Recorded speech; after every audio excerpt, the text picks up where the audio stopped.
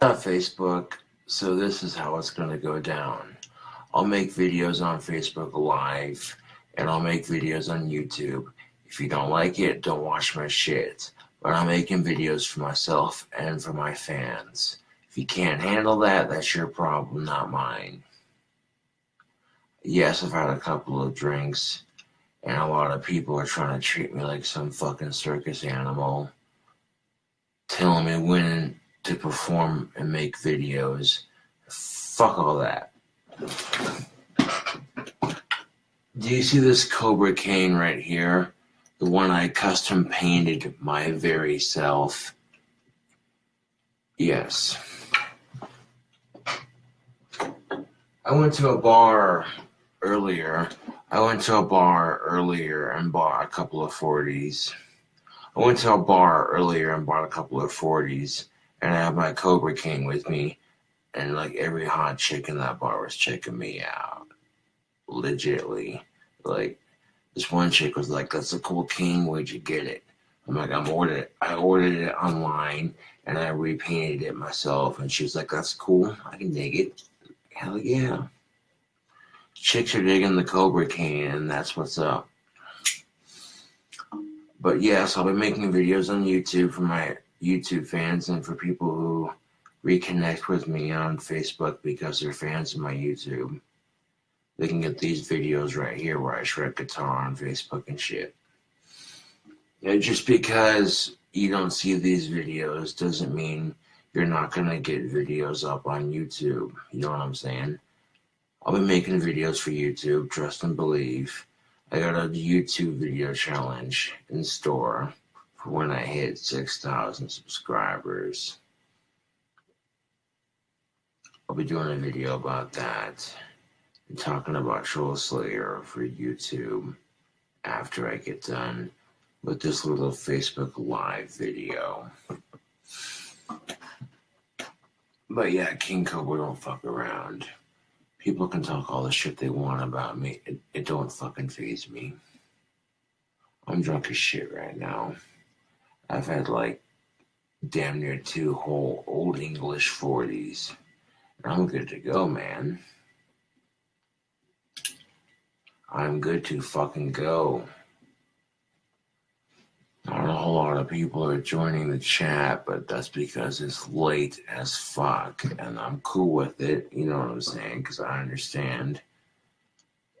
3 and 4 in the morning, I got the next 3 days off, you know what I'm saying, or so. You know, most people aren't going to be up when I'm doing my thing, you know what I'm saying. But I got an awesome pipe full of awesome tobacco. Got my home defense. I'm good to go. And you want to keep this empty, of course, because this is Gun Safety 101. Just to show you that it's empty, I'll break it open halfway. Okay, all the way. Fuck it. You can see that it's empty. I don't load my double barrel shotgun unless I have to use it. Oh. And I'm dry firing it, it's not going to fuck it up. This is a very sexy, very well maintained, very freshly made, freshly repaired double barrel 12 gauge shotgun.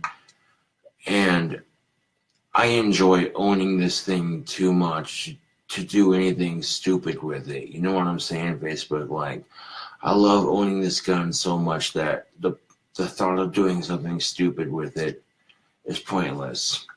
I have the zip ties holding it right here so that when I carry it on the field, if I have to swivel it from my back, it's done and done. This is pretty fucking sexy. This is my first legally purchased firearm. And I've shot this 12 gauge a couple of times. And 12 gauge shotguns are fun to shoot. I don't care who you are. But they do kick. So if you go to shoot something like this, you gotta make sure you got a good grip on it, like right, just like that. You know what I'm saying? Facebook, because you could dislocate your arm shooting something like this. This isn't even the original fucking stock, mind you, but the repair on this shotgun is beyond gorgeous. And the sling on it with the black and the green zip ties. It looks sick as fuck. This is a very nice shotgun, yes.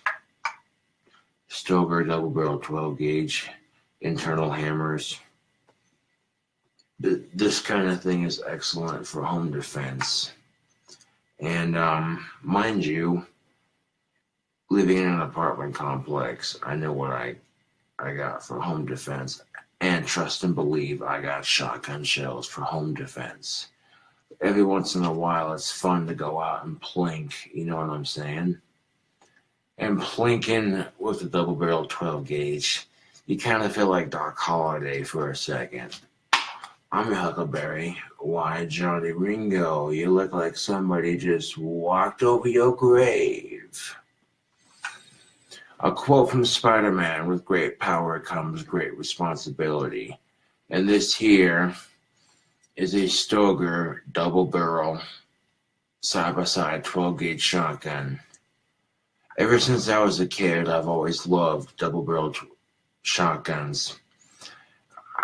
When I was a kid, I didn't know shit about gauges. All I knew was I like double barrel shotguns. My parents were like, no, we don't trust you with the gun, blah, blah, blah. I get out of my parents' house, get my own apartment, make my own goddamn rules, and then with my tax returns, I bought a double barrel shotgun from Sportsman's Warehouse for $420.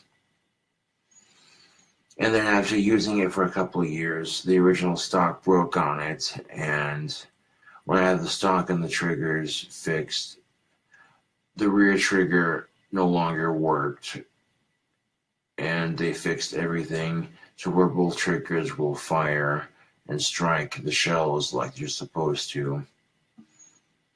When they replaced the stock, the forearm needed to be restained because it didn't match the buttstock. People are saying that I got fucked over by the gunsmith. I disagree. My shotgun's in working order, it's fully restored, and the wood's been restained a darker color. And this bad company with darker wood is beyond fucking sexy. Now, the original shotgun stock did not have this rubber pad on the back. The original stock was the factory stock, plastic right here, no butt pad whatsoever. And I shot that shit like a champ. I was getting pretty good too. And the nice thing about these zip ties, they hold the sling on my shotgun right where it's supposed to be, at the perfect position. At the same time, it doesn't obstruct my bead sight. As you notice, my shotgun has a bead right there. I use that. Okay, that's the bead right there. For those of you unfamiliar with shotguns, that's the bead right there. I use that for a point of reference to aim. And one thing I wouldn't mind trying is skeet shooting. Skeet shooting is definitely a sport I can get into. We had a couple people joining the chat. Check these people out. Michael Robinson says, don't quit, Snake. Life is worth living. Oh, no shit. Life is awesome. Like, I'm not gonna commit suicide. Fuck suicide, man. I got a sexy ass shotgun, and I got a legion of fans who tune in to watch my videos. I mean, come on. I'm super badass at guitar, and I got a sweet job. And life is going pretty sweet for me right now. Like, I'm not gonna complain. It's not perfect, but it's not the worst, you know what I'm saying? Like, for real though. My shotgun's pretty sick.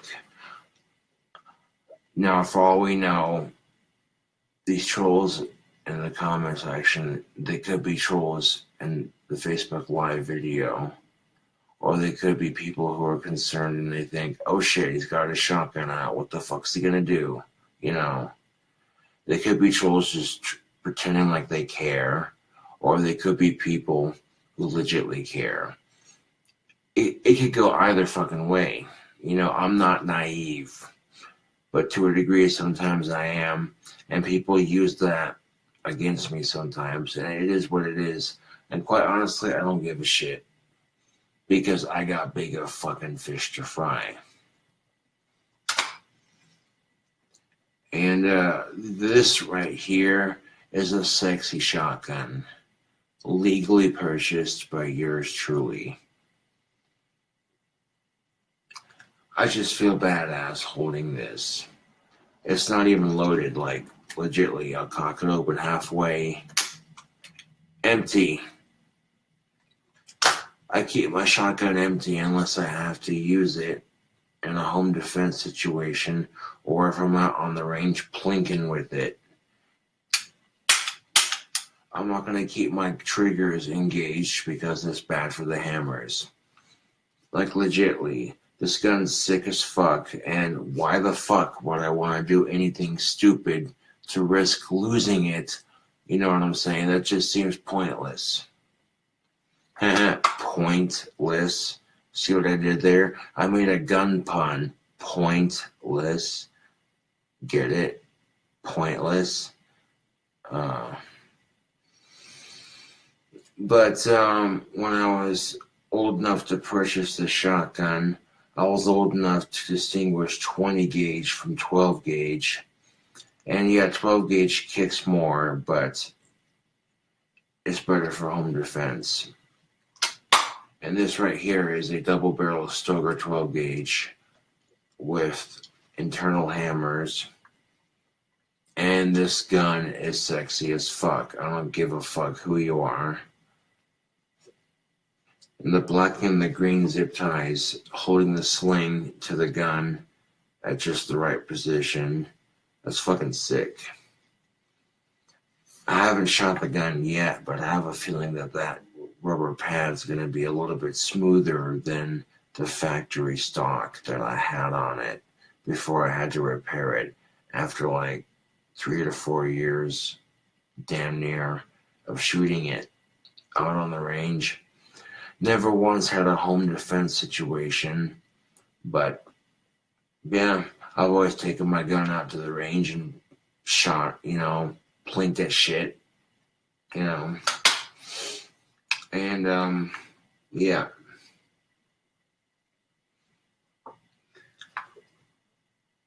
That is a sexy double barrel shotgun.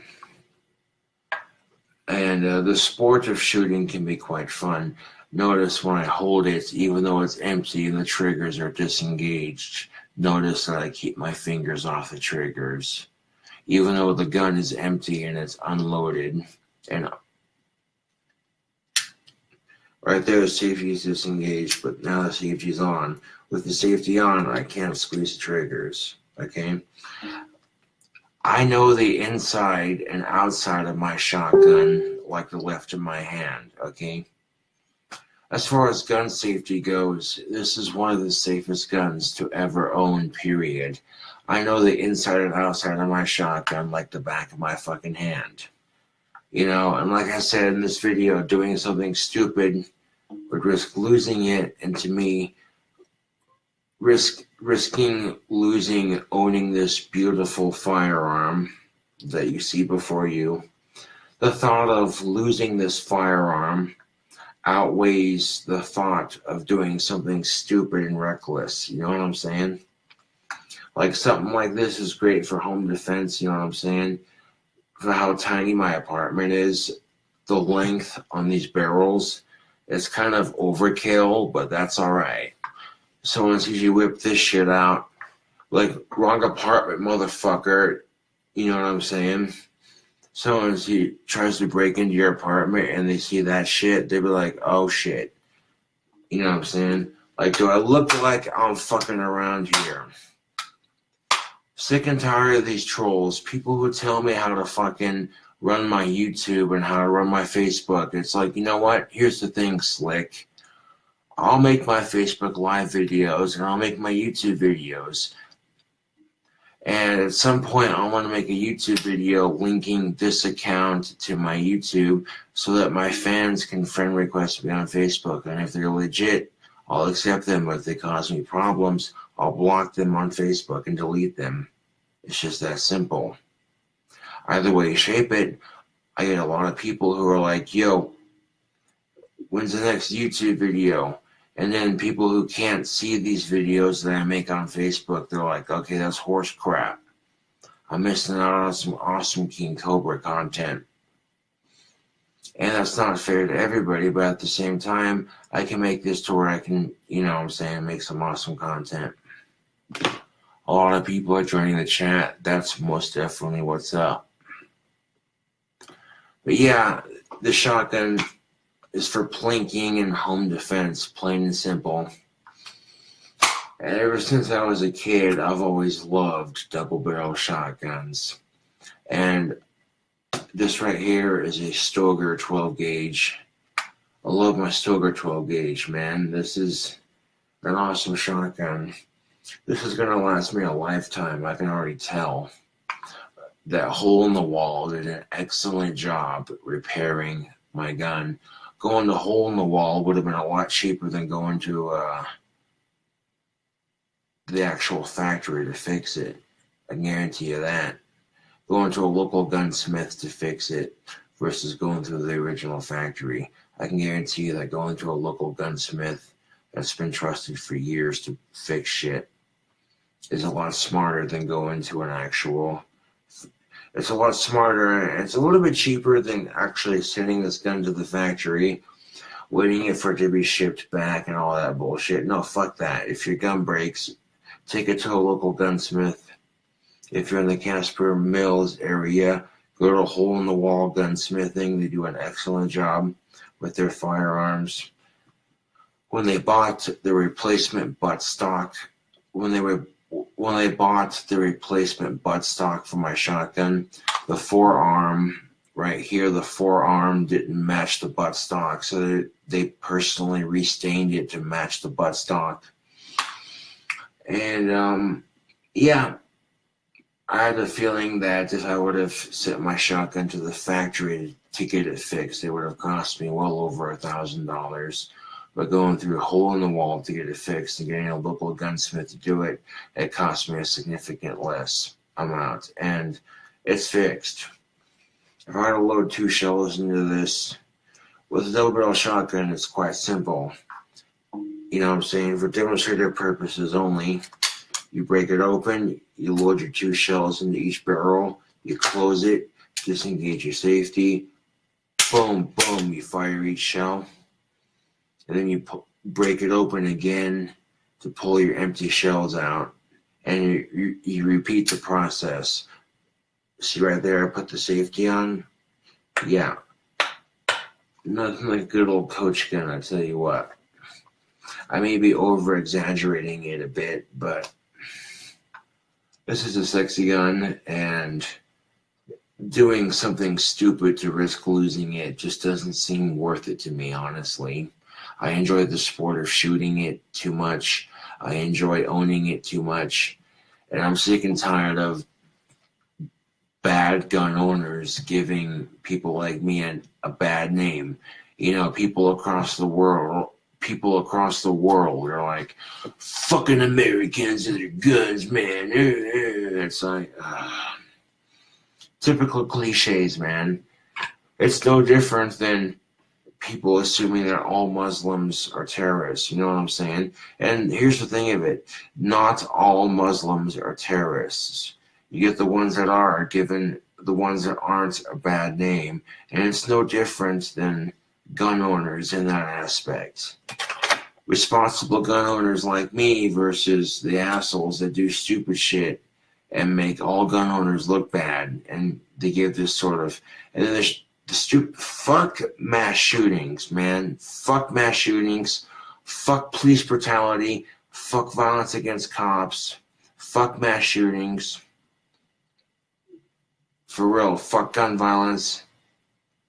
Like straight up, fuck ISIS. Fuck pedos. Hashtag that's real talk right there. You know what I'm saying? I can't legally kill pedophiles with my shotgun, but trust and believe, if there was a hunting license I could legally obtain from a gun store, you walk in there, fill out some paperwork.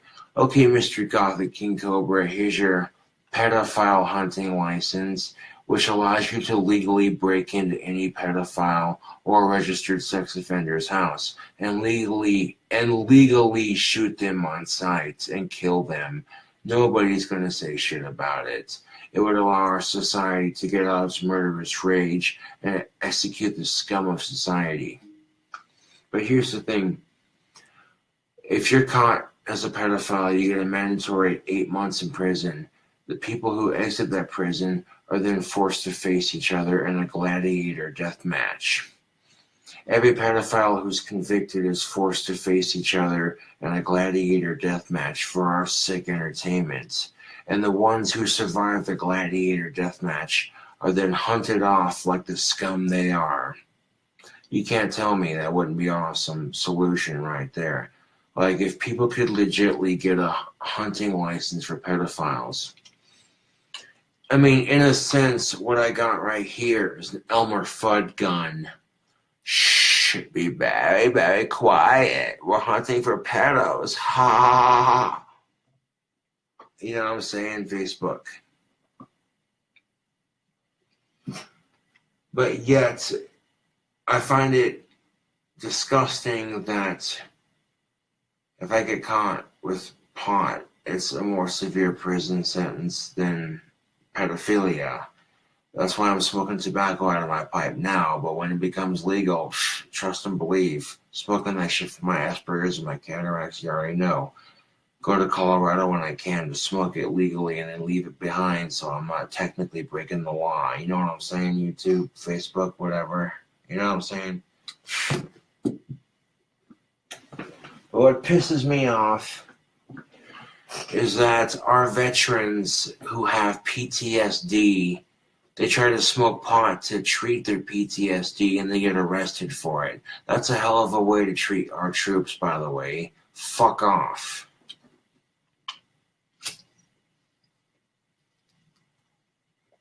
I'm out of cigarettes. All I got is pipe tobacco, so I want to make it work. Damn, that's good pipe tobacco. The Black Cavendish. Good nicotine buzz. No, it pisses me off that pedophiles get less prison time than somebody convicted for a simple pot possession. All I can do is smoke tobacco and bitch about it on Facebook. That's all I can physically do. And say, hey, you know what? Not every gun owner is a crazy right-wing asshole. You know? That cliche. You know, I like shooting guns. I like the sport of guns, but the NRA takes it to a whole nother level. All jokes aside, the NRA has gun magazines in their bathroom, and every male and female NRA member is like, oh, you got the latest issue? You got the latest issue, the latest gun magazine? Yeah, I gotta go into the bathroom. Hold on a second. Oh, yeah. NRA members, you know, it feels like they could masturbate to the newest issue of the newest gun magazine, both male and female members. And, you know what I'm saying? That could be just the extremists of the NRA, you know what I'm saying? And a lot of people in the NRA are probably like myself.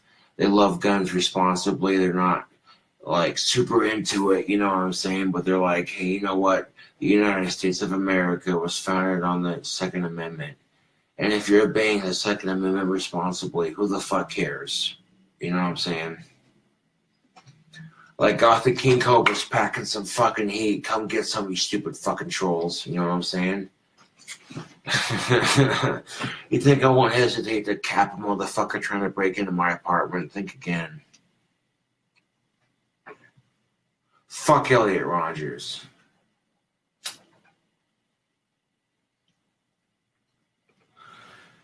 Did you see the smoking hot blonde chick that was obsessing over him on YouTube? She made a fucking t-shirt about him, And she posted a video of it on YouTube. She called it the Elliot Rogers t-shirt.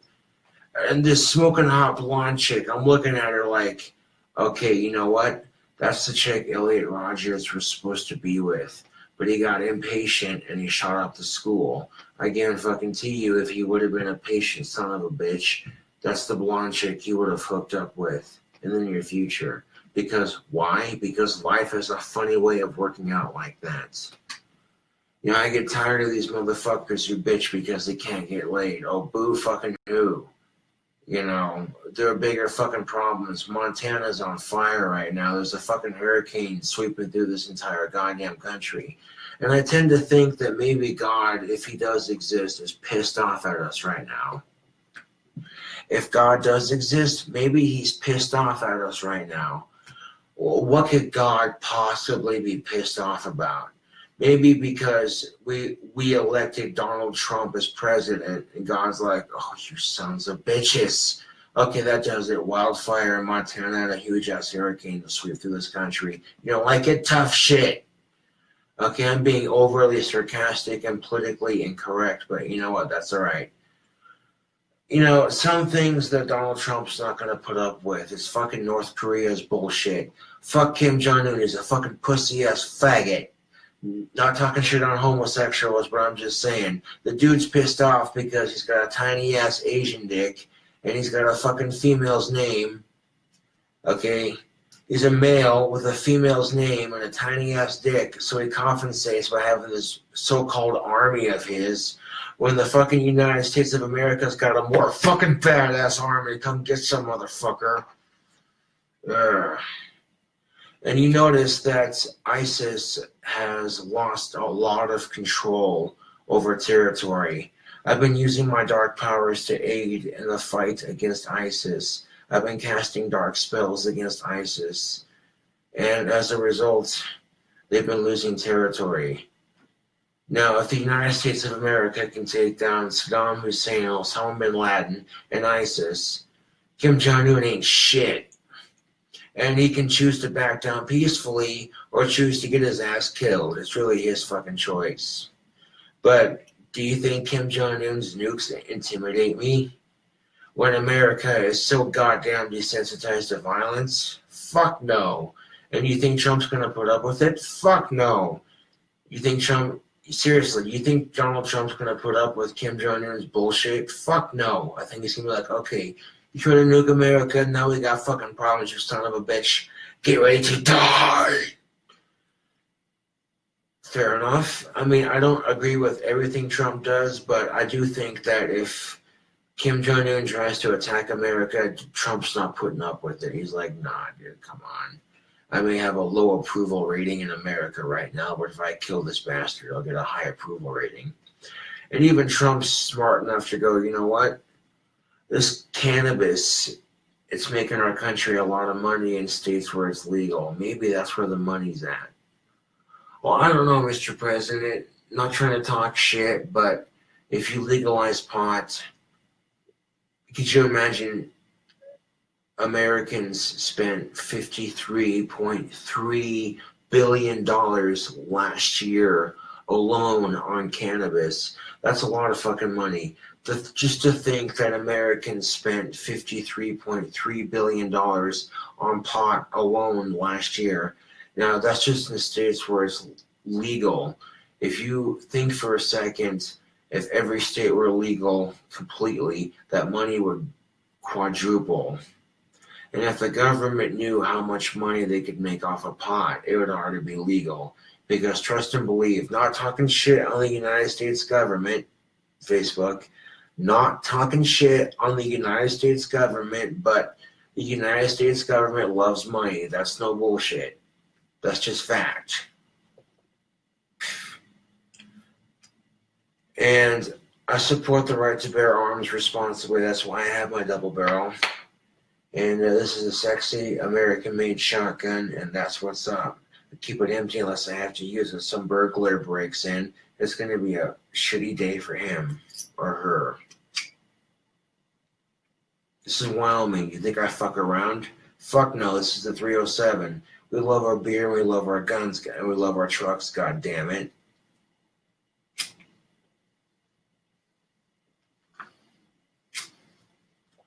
Did you know in Wyoming it's perfectly legal to own an AK-47, an AR-15, an M16, but they can't be fully automatic. You can have like a single shot, like, which would allow you to bum fire it, but that's it. If I wanted to, I could make this into a short-barreled shotgun, which would be perfectly legal in Wyoming. All I'd have to do is fill out paperwork. The only thing that stops me from making a short-barreled shotgun is, one, the money, and two, I like having the stock length. The full length on this right now is perfect. I get longer distance, and with a longer shotgun, it's easier to control. Short-barreled shotguns look fun to shoot, but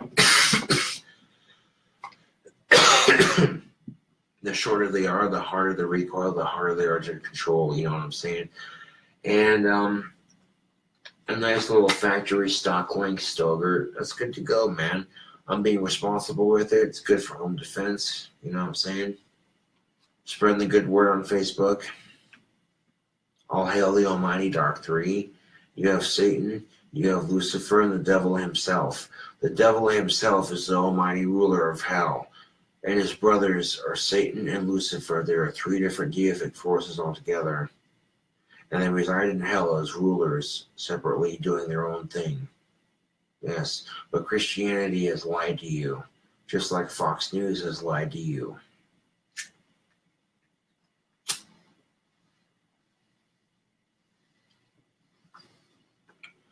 This is straight up some Wyoming hillbilly status shit. Like, yeah. Fuck suicide.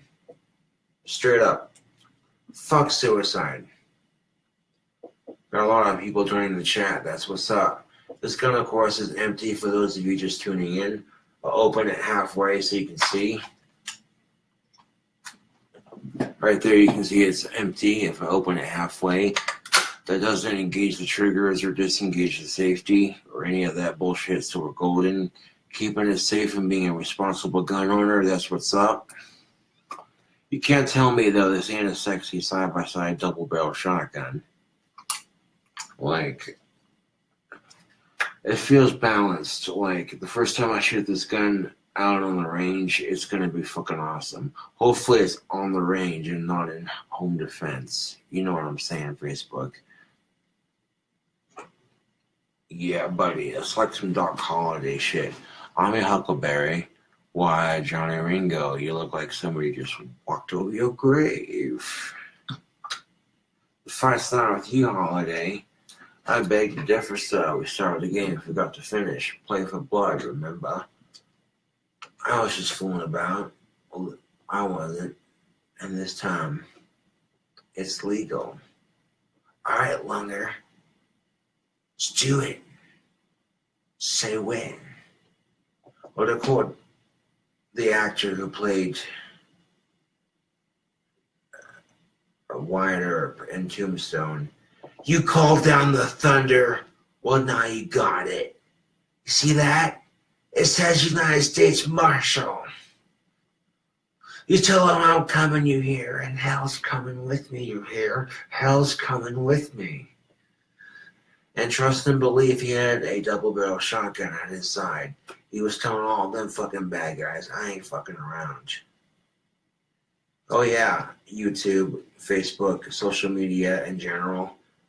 And this right here is a historic gun. This is a modern gun. A lot of people are saying that the gunsmith was fucking me over. But guess what? A lot like guns, cars have one thing in common. Every year they change it. So this double-barrel shotgun is a couple years old. They've made several changes to the newer double-barrel shotguns since then. They've made several new changes to the newer double-barrel shotguns since the time I bought this one. Therefore, finding a replacement stock for it was a pain in the ass.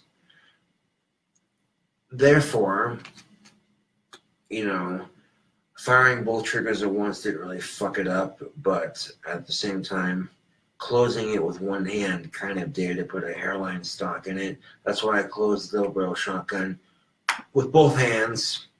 You know, Hollywood does some cool shit, but whatever you do, if you have a coach gun or a break action shotgun of any kind, close your break action shotgun with both hands One-handing that shit is bad, so bad for your gun. You could risk cracking your stock, and that's not good. Legitly. But this gun feels like it'll last a lifetime. This thing feels pretty solid. And the darker wood definitely looks sexy on it. One shot. That right there is a pose for a fucking selfie. Fuck the haters. Oh, these Americans and their guns. You know what's funny? People who freak out over me owning this gun, it makes me laugh so goddamn hard. Like, dude, come on. Really? The thought of me owning this gun versus the thought of doing something stupid with it. I enjoy owning this gun too much to want to do anything stupid with it. I mean, come on. You think that was kind of fucking obvious, but... Oh yeah, I'll be doing YouTube videos and Facebook videos. And I'll post the link to my Facebook page for fans if they want to actually add me on Facebook in a near YouTube video talking about the YouTube challenge I'll do when I hit 6,000 subs. You know what I'm saying? I know what I'm doing. I got these fucking haters in the palm of my fucking hands. And Troll Slayer is going to be so fucking epic. When you hear it on the new album, it's like, bro, this is some hardcore shit. Like if Necro and Hammerfall and Cradle of Filth got together and made a song. That's what Troll Slayer is going to fucking sound like. Legitly.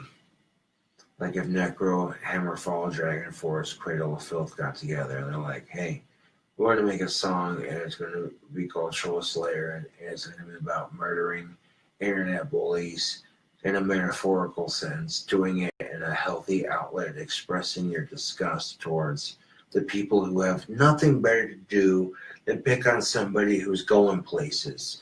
Because trust and believe, I'm going places with my fucking life. These fucking people talking shit on me are going nowhere. That's why they pick on people like me, because they know their lives suck more than mine. And that's real talk right there. That comes out when I drink. So I have to have a healthy outlet to express that, because there's time and a place where most people will be like, shut the fuck up. No one wants to hear your real ass talk. You know, most people in a bar setting would be like, shut your preaching ass autistic fucking self up. No one gives a shit. And I go, fuck, sorry for opening my 2 cents. But here on Facebook, where I have people who watch my videos on YouTube, I feel like, you know what? Hey, you know, I'm drunk as shit, smoking some pipe tobacco, chilling out with my empty shotgun, kicking it like a wildman night. That's what's up, because my lyrics are tight. My lyrical spit is legit. I spit the maddest flows ever, because my lyrics are sick and clever, like a lever when I drop the switch. I have an itch when I send these haters to a fucking ditch. Yo, bust a mad rap from the 307 to the 701. Bust a mad flow to the day I'm done. Dusted. These trolls can't be trusted. Like cars rusted. Junkyard. Like large fat. Yeah, because you know where it's at. On the Facebook, one look was all it took. You know this is my real account. The original King Cobra JFS. When I caress your bitch because she's got a fix for my videos and my sexy guitar, because I play that shit like a rock star. Subscribers on YouTube hitting me up because I'm like going far with this internet fame, like it's some kind of sick game, fucking with these trolls. And that's no blows when I pull this trigger. You don't want to fuck with me, my cracker, shit talking smacker. I could have busted a word that rhymed with trigger, but I'm not black, so you know what? I got the stack, and that's where it's at. Yo, damn. Have you seen some of these chicks in their racks? Like, yeah, I try to focus on being more productive as a person, but you know, hot chicks distract me in a good way. So, hey, check that out. Stop and stare for a second. It may be creepy to some chicks, you know what I'm saying? But I take it as a compliment. If I'm fucking checking you out, I take it as a compliment, honestly, because How many fucking people watch my videos? I'm not saying that to be narcissistic. I'm saying that because I'm trying to have more confidence in myself. You know, that's the problem I have with dating. I don't have any confidence in myself. And I have a temper. I'm self-loathing. I'm narcissistic. If I work on being more confident in myself, work on my fucking temper, and being less self-loathing, more confident in myself, I guarantee you I could get a girlfriend. It'd be done. Quicker than hell's bells, man. Because I know one thing's for sure. I got muscles. I'm an attractive, gothic bad boy musician. You know what I'm saying? Born in Wyoming, raised around the country, came back. You know what I'm saying? So I was born in Wyoming, but I wasn't raised in Wyoming, you know. That still makes me a Wyoming-like citizen by technicality. And the goddamn hospital I was born in has 4 garage doors on the side. And right now it currently has a number 4 on just one of the 4 doors on the side of it. I seen that going by the other day, and I'm just like, oh, that number's gonna follow me, isn't it? Nothing I can do about it, just accept it for what it is, because life's irony is that goddamn fucking awesome. But yeah, no, this is a really sexy fucking shotgun. This turned out beautifully. It's empty. You know, I'm good to go. If anybody tries breaking into my apartment, it's done. It's over with. They ain't gonna be thinking too much when they see me pull this out. Be like, what? Wrong apartment, motherfucker. And stealing this gun would be pointless because I can show the cops this Facebook video. They'll be like, oh, this autistic smoking pipe tobacco, and that's what the shotgun looks like. Not to mention he has a serial number on record. So, yeah. I'm like 4 steps ahead of myself with this shit, man.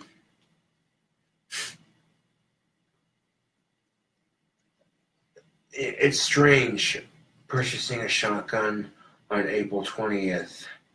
You know, that's some heavy shit, and using it responsibly. Because Adolf Hitler was born on April 20th. Fuck that little prick. And the Columbine shooting happened on April 20th. Fuck that shit. Hashtag fuck school violence, mass shootings, bullies. Fuck all that shit, man. I'm getting bullied on YouTube and Facebook about a bunch of shit-talking motherfuckers. They're prank calling my phone, telling me how to fucking run my social media. And I don't give 2 fucks because there's hurricanes going through the United States. There's fucking a fire in Montana. And I'm like, you know what? There are people who are struggling way worse than I am. There are people who are having it way worse than I am. Fuck what these haters have to say. I want to keep doing me. And fuck what everybody else has to say. You don't like my Facebook Live video? Then don't fucking watch it. You want to watch my YouTube videos? That's cool. You know what I'm saying? But, yeah. Trust and believe, I still could have used this to harm myself, even when it was broken. Because one trigger still worked, but I didn't. Because I'm like, you know what? Fuck that. That's stupid for 1. And 2, it's going to look sick as fuck when it's fixed. And sure enough, I was right. When I said this gun would look sick as fuck when it was fixed, I was right on that prediction.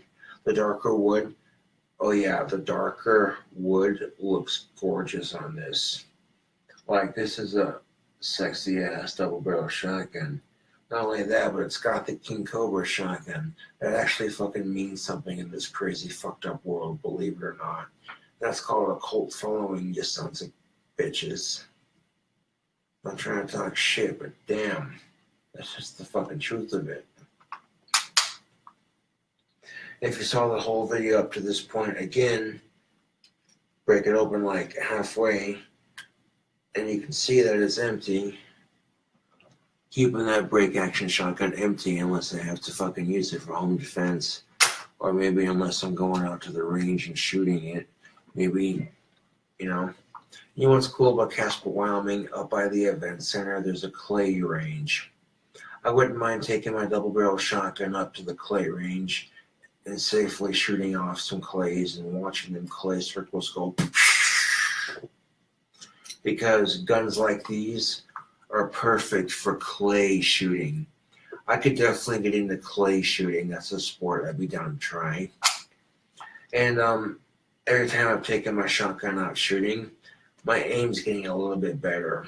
You know what I'm saying? When you go to shoot a rifle or a shotgun, you want to cradle it in your arm right here. Because if your gun's way the fuck out here when you go to shoot it, this right here, that's called chicken winging. Don't chicken wing. You want to tuck your shotgun comfortably but secure into your arm so when it kicks, you know what I'm saying? Because if it's way the fuck out here when you go to shoot it and it kicks, after you shoot it, you could dislocate your arm. So if you're going to shoot your gun, you got to be smart about shooting it too, people. And I say this from personal experience. I have not dislocated my arm, but I've done my research and I've safely shot this a couple of times.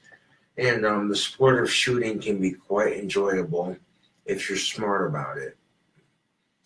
Guns are not toys, they are tools. That is plain and simple, and that is a fact, Jack. A gun owner with a liberal sense on it to a degree. Liberal to a degree, yes. I very much agree with Republicans when it comes to Second Amendment rights. But guns don't kill people, people kill people. How is this thing gonna fucking kill me? It's empty. You see what I'm saying? I have to load it first. And fuck suicide, for the matter. You know, this gun sitting down by itself isn't gonna move.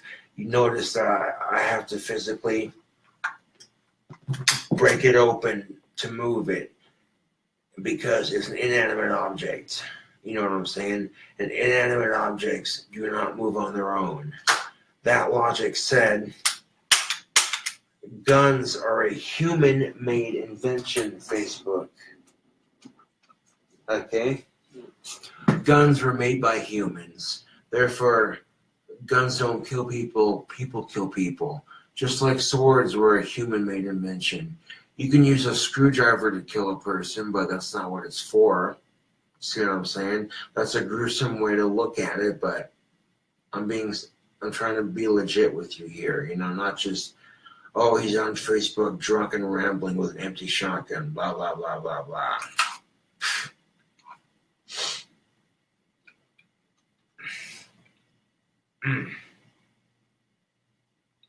I can't stop drilling at the shotgun. I'm beyond amazed. The replacement stock looks good on Bad Company. Yes, it does. Yes, sir. That dark wood is gorgeous. The sling is at a perfect length to where it rests perfectly on my back if I have to pull it out in a combat situation. The sling's on there to where all I gotta do is, you know what I'm saying? Yeah.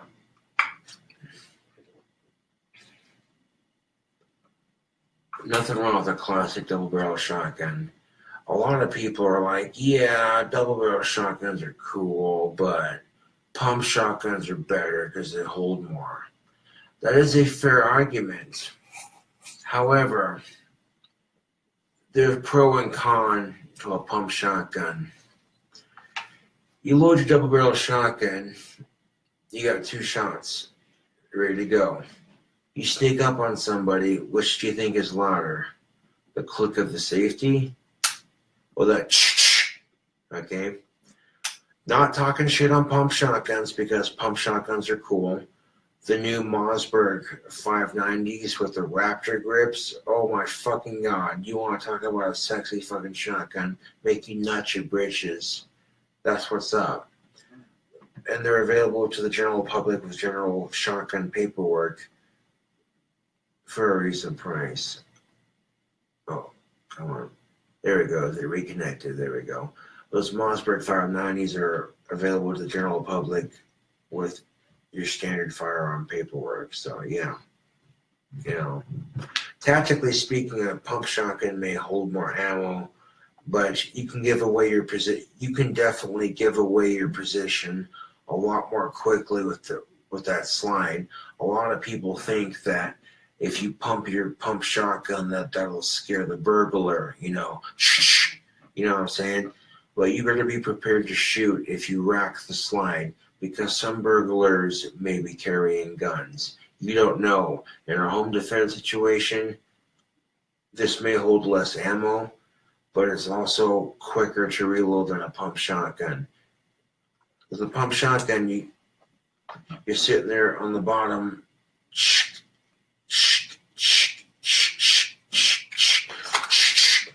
I mean, yeah, you could load like 1 or 2 or 3 shots quickly and rack it.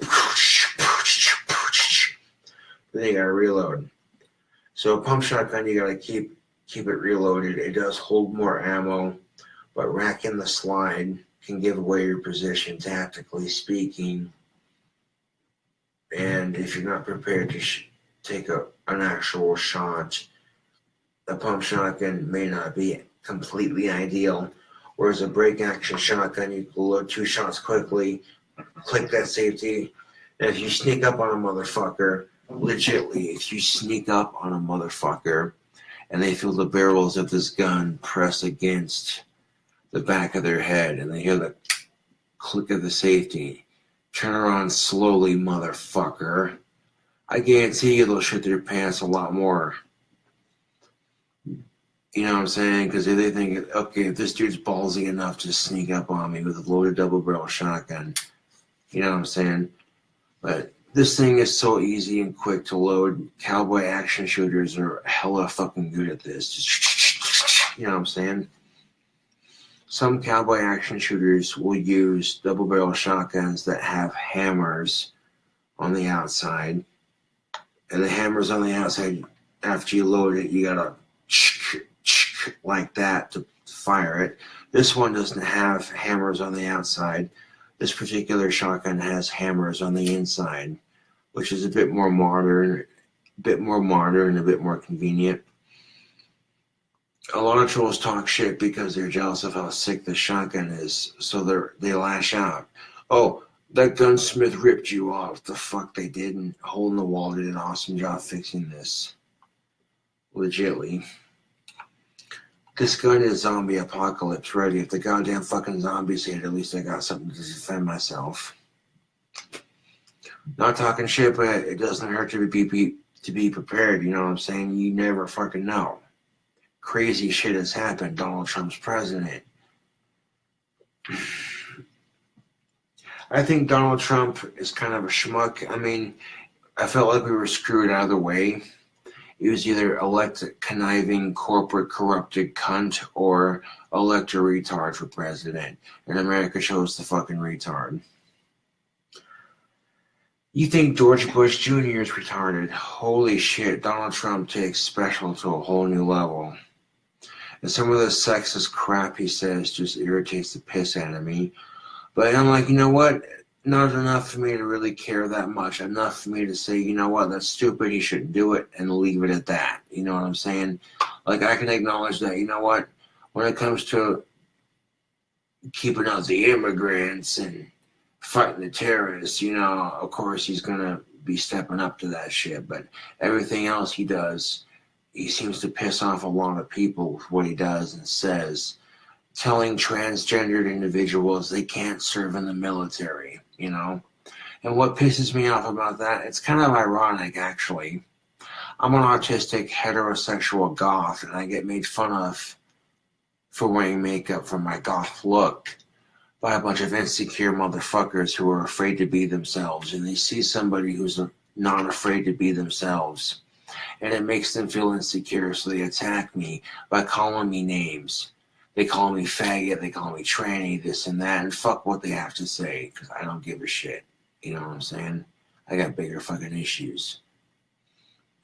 The fact that I'm even making a video after being told how to run my social media is that's how much I care about the fans, enough to ignore what the haters have to say, you know what I'm saying?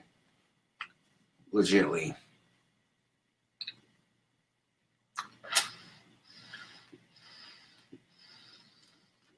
And after downing damn near 240s of Old English, a little bit of pipe tobacco and some casual, BS. It's fine with me, man, People see this shotgun chilling out on my bed when they walk by my outside window or whatever. They'd be like, okay, this cracker ain't fucking around. Goddamn right I ain't fucking around. Go ahead and set that sexy empty and safe firearm on my bed. Now notice that if it sits on my bed, it's not going to move anywhere. Imagine that. That further proves my point. Hold on. Come on, reconnect. That further proves my point.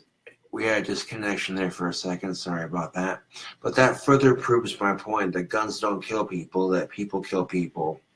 I hate to be that guy, but AR-15s are considered to be the most evil gun in American history just because of shootings like Sandy Hook and the Pulse nightclub.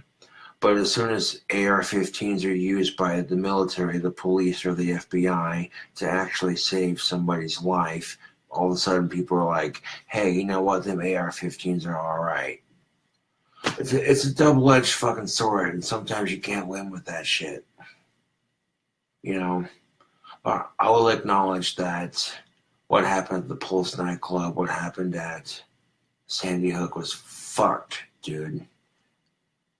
You know what I'm saying? Like, I get made fun of for wearing goth makeup, and I get called names that are used to derogatorily insult individuals who are struggling with their identity. And it pisses me off because I know I'm straight. I know I'm a sexy bad boy goth musician. And I know I'm more than capable of attracting women. Hell, when I was at the bar earlier, chicks were checking out my Cobra cane. They're like, that's a badass cane. Where'd you get that? I'm like, I ordered it online and repainted it.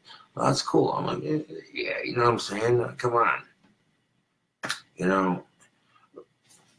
Playing it smooth for the ladies, I don't have to jump for the first chick that fucks my brains out, but acknowledging that I'm attractive and I'm capable of attracting attractive women, and that's what's up, not being overly confident, but confident enough, because too much confidence, people think, oh, what a cocky, arrogant son of a bitch, this guy, you know what I'm saying? But yeah, saving your temper for it really fucking counts. And people are texting me talking mad shit. Oh, Facebook makes your hair look like it's bald. Motherfucker, I have trichotillomania, and I've been trying not to pick, and I've been doing pretty good at not picking. On top of that, I tried to add devil's horns to my widow's peak, and it failed miserably, and I'm working with what I got for hair, because that's what goths do. I've seen goths with half their fucking head shaved. This ain't shit. My hair looks good considering the shit that I'm going through, And part of wearing the bandana or anything like a bandana is so I don't pick out my hair. It acts as a prevention. I go to reach up there. Oh, wait, you know what I'm saying? But use plenty of tail and mane or mane and tail and shampoo and conditioner. And yeah, that'll fix that problem right there. Quite nicely. A lot of people joined. Hi, Josh. Your gun looks awesome. Thank you. I have to agree. It's interesting to hear about guns. I'm from England, and no one really has guns here, so it's not something we learn about. Oh, yeah, Morgan. That's what's up. See, that's cool. You get a perspective on it, and the history of firearms is quite fascinating. The shotgun basically evolved from a blunderbuss, and a blunderbuss basically evolved from a cannon, and the cannon basically evolved from the first ever guns ever invented. If you go on YouTube and you look at the history of guns, You can see a lot of fascinating videos, you know. You're gonna sit back, relax, watch a couple of gun documentaries. Yeah, trying to be more attentive. No, with the videos I posted on Facebook earlier, I deleted all those because they weren't professional enough, in my opinion. The guitar playing was pretty sick, there's no denying that. But in some of the videos, I didn't pay enough attention to the comment section. And with these videos, this allows my fans to ask me questions and, you know, give their 2 cents and that sort of thing. And then while I make the videos on YouTube, when I'm going to make a video on YouTube, I'll be like, yo, if you want to be friends with a legit Gothic King Cobra, here's my Facebook link. And then that way, you know, I may not accept your friend request right away, but if you're legit and I accept you, you know, a lot of people who are legit fans love being friends with me on Facebook. You know what I'm saying? Like the person they watch the videos of, they're friends with on Facebook. You know what I'm saying? When you're friends with a celebrity you look up to on Facebook, that makes someone's day that much better. You know what I'm saying? And that contributing that, it's worth it, dude. It's worth every bullshit negative crap comment I get from some asshole who's just jealous of my awesomeness. And that right there, Facebook, that right there is real talk.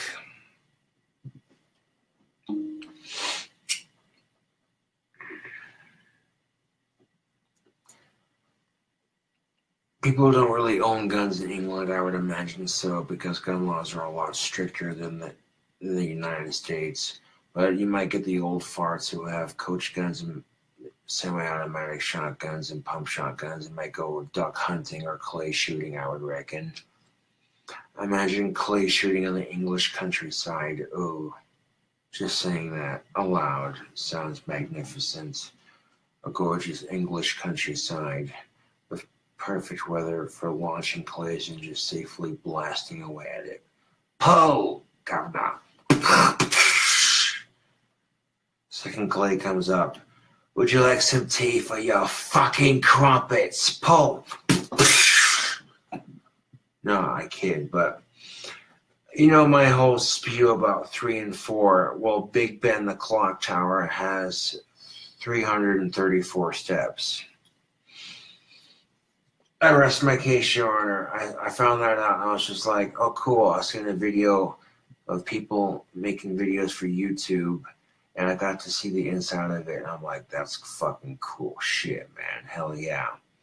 Normally a privilege reserved for British citizens. We've been given a rare glimpse and blah, blah, blah, blah. Ooh, 334 steps. Damn, you have to be in some good ass shape to climb that. It faces Victoria Tower, 334 steps, Big Ben. Da, da, da, da, da. I'm like, dude, that clock tower is fucking sick. Why the fuck would you want to rename it something else? I get that England wants to be politically correct and more culturally accepting, but renaming Big Ben something else just seems pointless, and it just seems like fucking overkill. You want my political 2 cents on that? As an American citizen, growing up in America, it's always been known to me as Big Ben the Clock Tower. You know what I'm saying? So should they rename Big Ben? Fuck no. And London is already very much culturally accepting. You know, if you go to London nowadays, you get a mixture of cultures and diversities. And to me, that just sounds cool as fuck. You don't get the chip, chip, cheerio, typical. You get that, but you also get a mixture of a bunch of other shit. London is very much, to me, I think London is very much like the New York of Europe, if that makes any sense. Yeah. And I think renaming Big Ben to something random bullshit, fuck off. That's Big Ben, the clock tower. The name should stay the same. As a clock/bell tower enthusiast, for fuck's sake. That's my fucking input.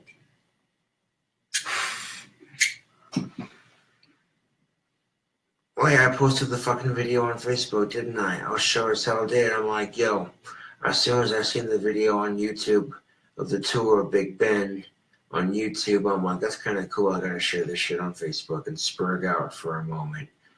And then I posted the video on Facebook, and I'm like, yo, you people gotta check this shit out. This is fucking cool. You can see inside a famous clock tower. A lot of people are joining this chat. That's what's up. Yep.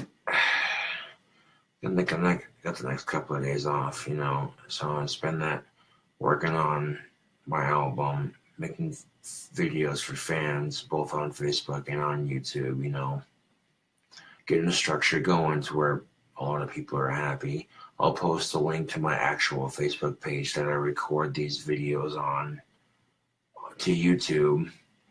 If I post the link to the Facebook page that I record this particular video on to YouTube, fans get that link and they go, oh shit, I can legitimately add him on Facebook and I'd be added to the person I watch the videos of. That's fucking cool, you know?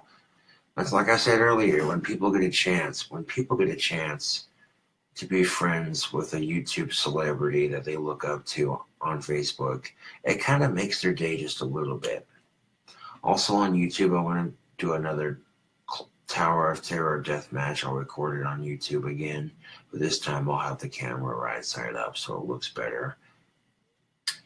The video still didn't turn out half bad, but I'll do that later on. Right now, kind of informing everybody that I'm not going to stop doing Facebook videos, and I'm going to continue to do YouTube videos, and if haters don't like it, they can suck my Asperger's for all I care. And that's strictly the alcohol talking, but that's also me talking too.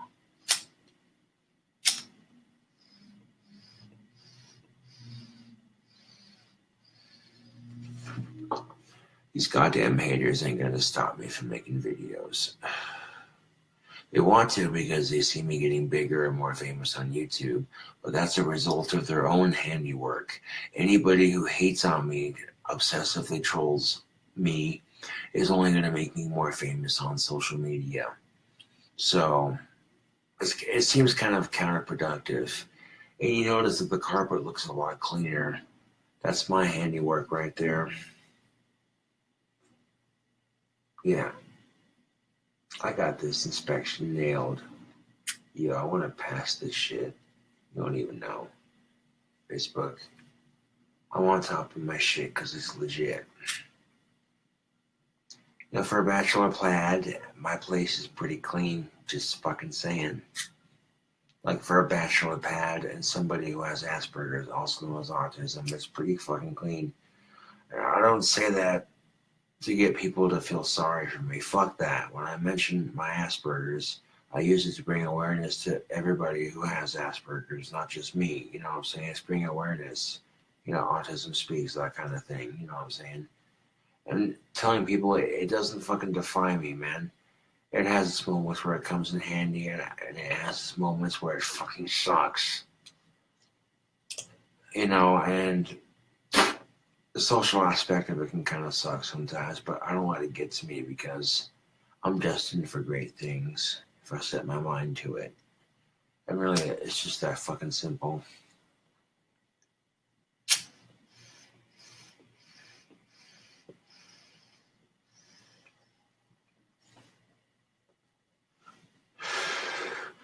That's good black Cavendish pipe tobacco.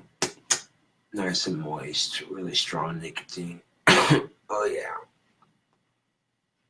Pipe tobacco is a lot cheaper than cigarettes. Stock up on that shit. You know. It gets you through the 2-week period. Any money I take out of my account, I can replace it on payday. It's just that fucking simple, you know what I'm saying? I'm not going to leave my account high and dry, and it's as simple as that. You know. Like every time I get my paycheck, I go to my bank, I cash it, and I drop $100 into the bank account. It helps have that extra 100 if you need it. You know what I'm saying? But like every time I cash my check, I put 100 in the bank, and And you just start saving it up for whatever the fuck, you know what I'm saying? Because, you know. But middle of the week blues kicks in, and I'm just like, I need some alcohol, I need some groceries, I need this, I need that. Take the 100 out, go take care of it myself. I'm like, you know what? I'm making the money. I'm putting it into my account, so it's legally speaking my money. You know, if I gotta carry it home on my bike, so be it. You know, stack up on fish and protein and shit. You know what I'm saying? Shit that's easy to carry home and easy to cook. Shit that's easy to cook and doesn't create a huge mess. Because I just clean the stove real nice. Like, I don't have to clean everything all at once, but spacing it out just a little bit doesn't overwhelm me.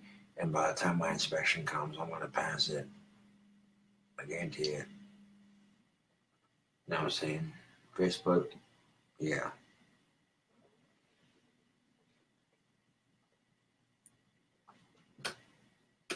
You're the bomb. Well, thank you, Megan, for that awesome compliment. Yeah. I get tired of gun owners getting a bad name, so, you know, whenever I get the chance to spread gun responsibility in a positive and healthy manner, I says to myself, you know what, I'm going to do it. And I'll use the power of social media to do it. I mean, I own a gun and I'm responsible with it. You know what I'm saying? Like, come on now. Cock it open halfway. You see that it's empty. I don't have to break it open all the way. And when I open it and close it, use both hands so the stock doesn't get a crack in it. And that's just keep it empty unless you have to use it. Responsible gun owning 101. Lock and load, rock and roll. You know what I'm saying? I'm your Huckleberry. Why, Johnny Ringo, you look like somebody just walked over your grave.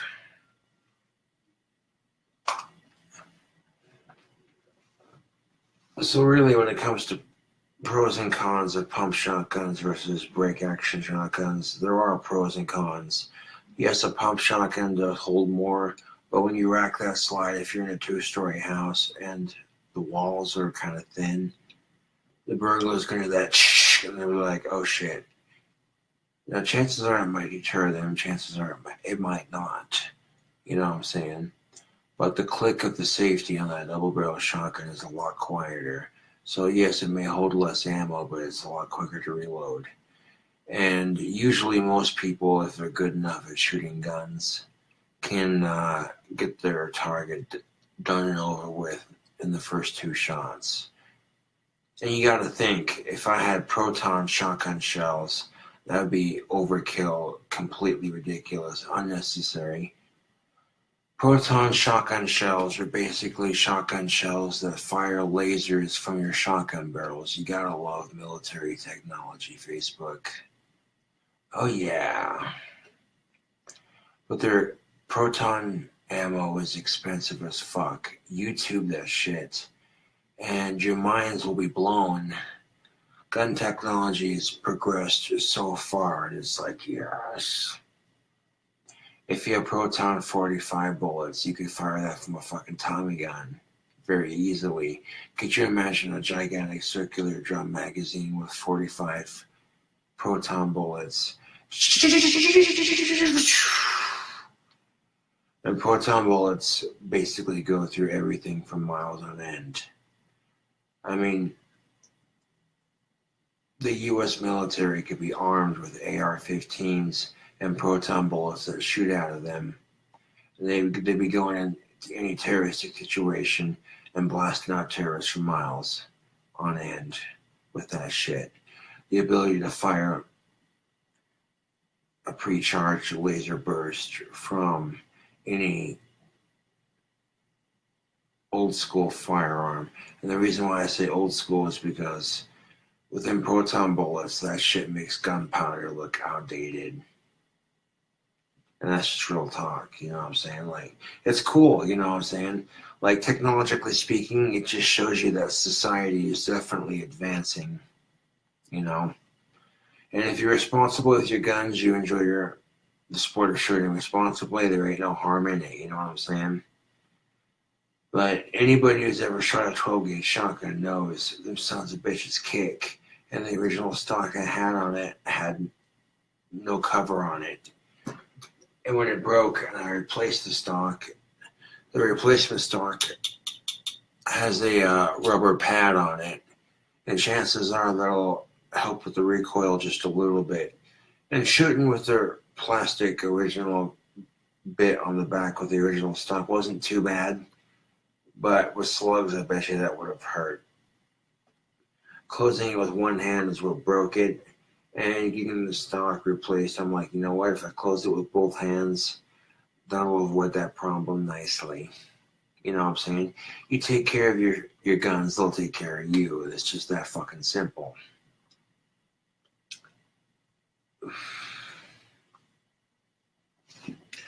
I'm gonna put this up in my hiding spot. Should a burglar break, I'm not gonna reveal that on social media, but I'll be right back. Set this up nice and discreet.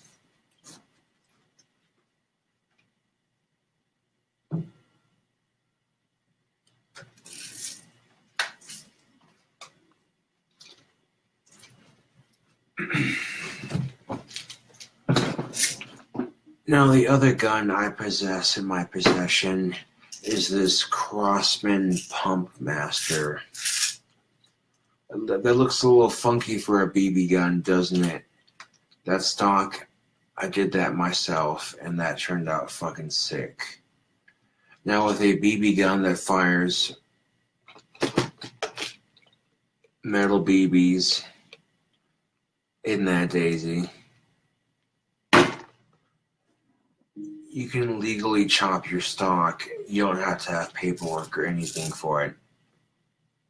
And as an example of what I said earlier, how guns change over the years, the new Crossman Pump Masters, they look similar to this one, minus the chop stock that I did myself. But the new Crossman Pump Masters don't have that right there. You see that? That's a fiber optic green sight against an all black barrel. You can't tell me that's not dope as fuck. The BBs load right here in that hole, and then in the reservoir, you give that switch, you pull it back, give it a couple of good shakes, and after you shake it and close it back up with that switch, you see the BBs right there, they store in there. The magnet catches the BB right there. And that's pretty much how you shoot this thing. One pump, two pump, it doesn't matter. This is a multi-pump BB gun.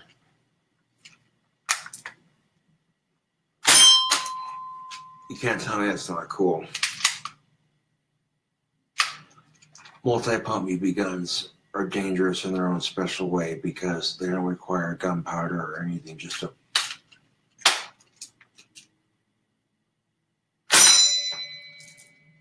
Gothic King Cobra. I knew that name would ring a bell. All puns aside. But yeah, I had this thing for home defense for the longest time before I got my double barrel shotgun fixed. Never had an issue in this neighborhood, really, you know what I'm saying? But it doesn't hurt to be prepared nonetheless. But yeah, this is a Crossman Pump Master BB gun. I modified the stock myself. I chopped it. I chopped the stock with a hacksaw. I stuffed the holes with paper towels, covered it in black spray paint, and then covered it in electrical tape, spray painted it black. And I covered it in insulation tape that was all stretchy. And then when I stretched it all around the stock, I covered it in black spray paint one more time and let it dry completely. And the stock is like cement. not only does it look cool, but it's solid as fuck, and you get like a nice little BB gun. You can just nice for conceal. You know what I'm saying? Multi-pump. You know what I'm saying? And right there, you got the Monster Import sticker on the side, just for shits and kicks. Now, doing this to a BB gun is perfectly legal. You know. Yeah, the Facebook videos will be for the fans, of course, and then YouTube videos for the fans. And then when fans actually get a chance to be friends with me on Facebook, they'll see videos like this, and everybody will be happy with it. And none of this bullshit of, oh, your fans can't see the Facebook videos. Got the King Cobra, you little retard bitch. Your fans on YouTube miss you. I know that, but you don't need to call me names and treat me like I'm stupid. I'm not some goddamn fucking circus animal that performs when you want to. Okay? I perform videos when I want to. And after being disrespected in photo, or not necessarily photo, but after being disrespected and phone bombed like that earlier, I'm just like, okay, you know what? Fuck this shit. Y'all just haters talking shit. Some of the people texting, it could have been the same person just fucking with me because the way some of the cell phone numbers were set up. And it's like, it's childish, immature, stupid phone prank bullshit. Nothing you can do about it except ignore it and take it with a grain of salt. If I wasn't famous, people wouldn't try so goddamn hard. And that's real talk right there.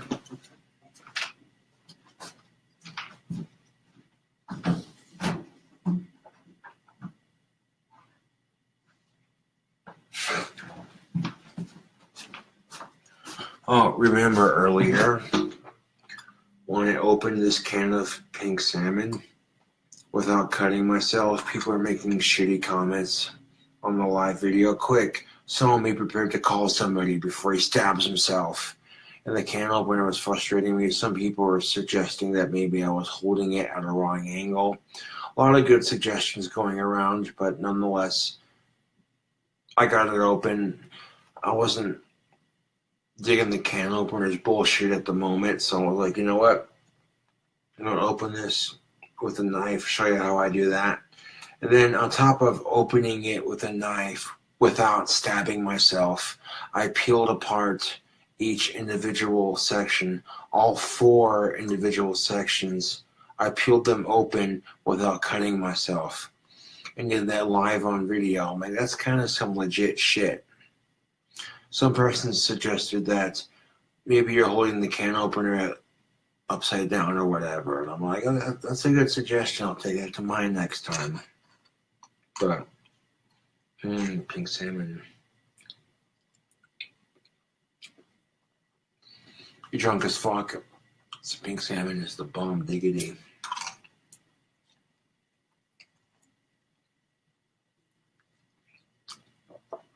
I hit 6,000 subscribers on YouTube. I'll be doing the spicy chip challenge and then redoing my deep fried chicken recipe towards more legit. You know what I'm saying? Same recipe as last time, but I'll do things a little bit differently. Make a more legit video. So I got like cooking videos and spicy chip challenge coming up. All kinds of crazy shit.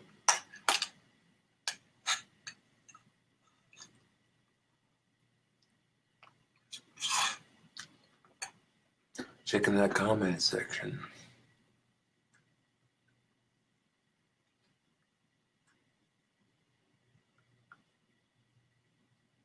Exactly, ignore the haters.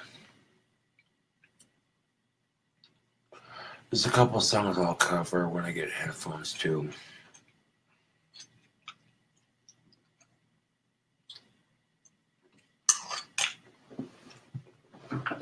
You know, I didn't mean to spill like 2 big ass chunks of it on the ground, but I sure as hell ain't gonna have that shit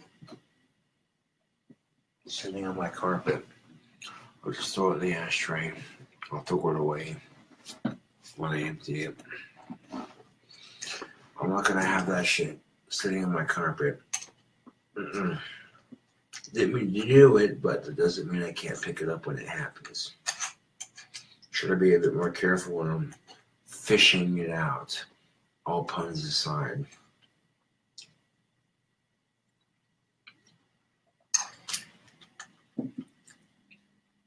Some basic coordination when incredulously wasted on alcohol.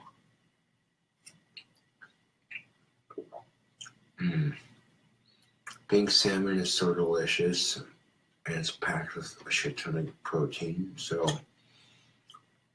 no. This is one of the few foods I could live off of for a minute.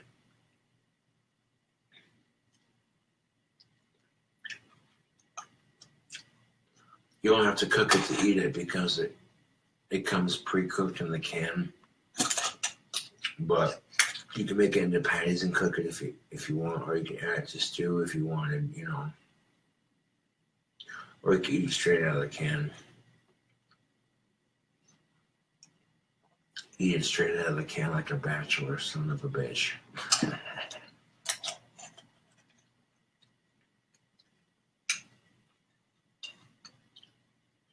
Bachelor son of a bitch. I made a pun as I am a pipe smoker.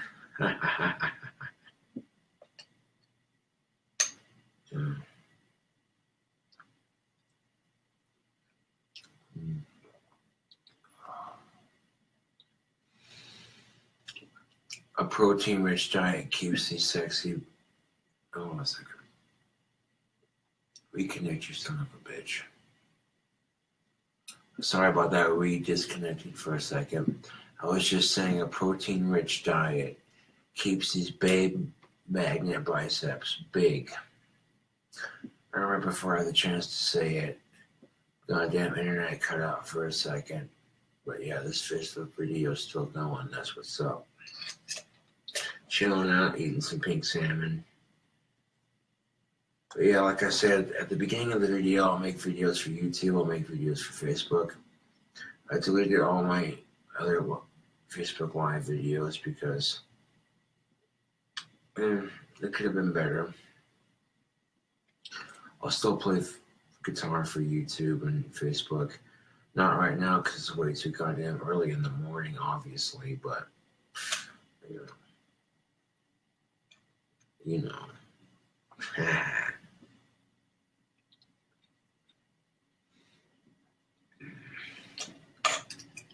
I like fish, I like seafood, I like steak, I like burgers, I like ribs.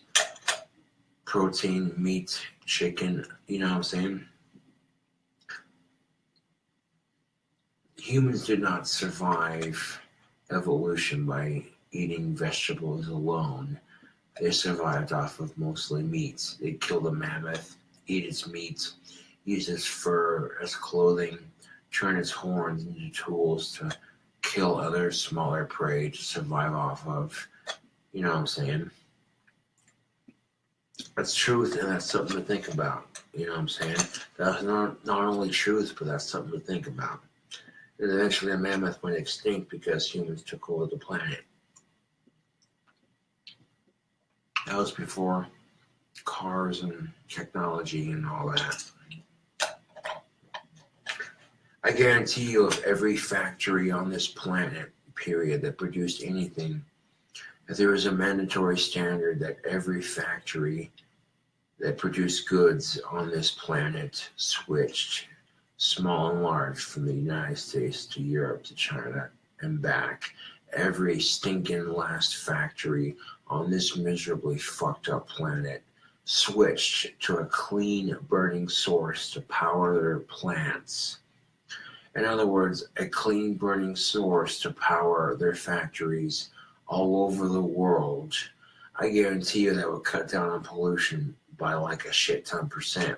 Here's the thing, Slick. Global warming is real. Climate change is also real. Climate change is a result of Mother Earth and her natural cycle. Now, global warming is a result of pollution And global warming speeds up climate change. Without the pollution, climate change would be a lot slower. So the shit we're seeing now would happen in 50. I'm guaranteeing you there is no pollution or little to minimal pollution right now. The changes we're seeing now would be happening in like 30 to 40 years minimum. But that's sped up because, you know, with the pollution, it's accelerating Mother Earth's natural cycle.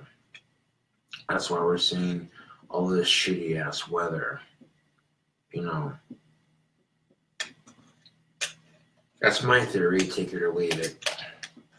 What the fuck do I know? I'm just some rambling autistic on Facebook eating pink salmon.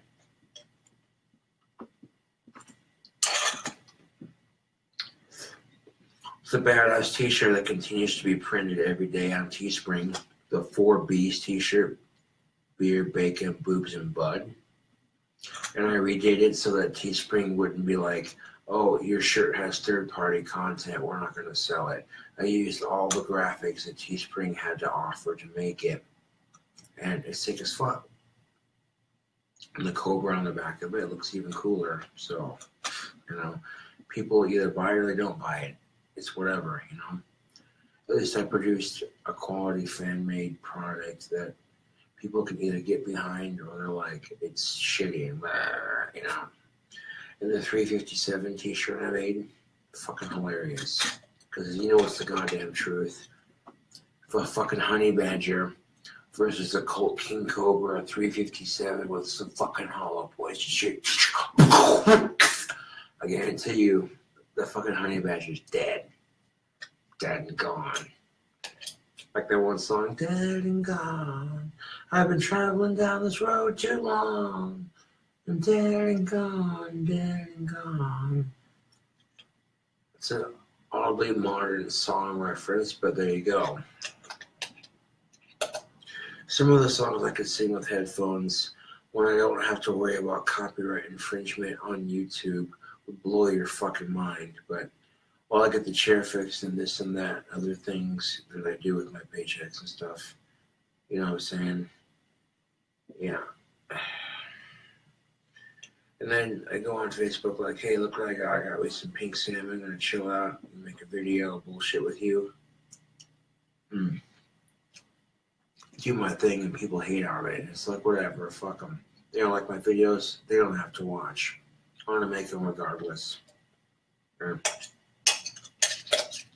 at least I'm not making my video like super loud despite how drunk I am.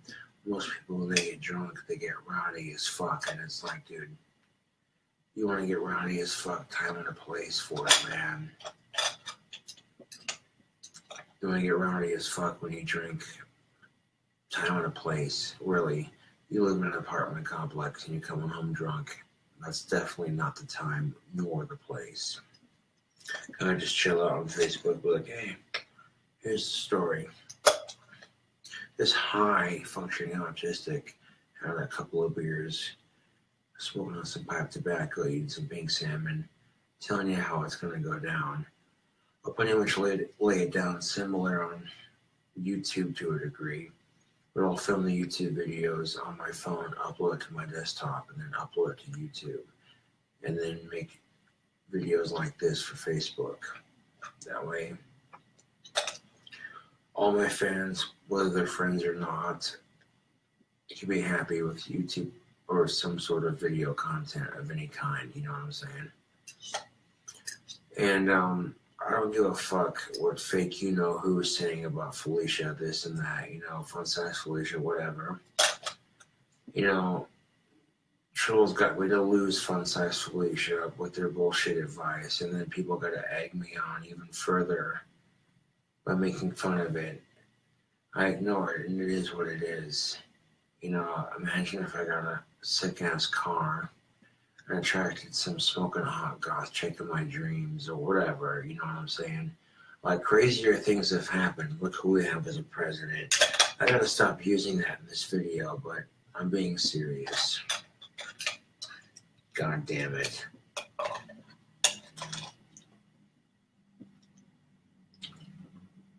Do you have to be a meth head to be a Methodist? Oh, my sacrilegious sense of humor. That's why Jesus was so skinny when he was on the cross. The dude was high on tweak. I heard Jesus Christ had the best hands for masturbation. His holiness.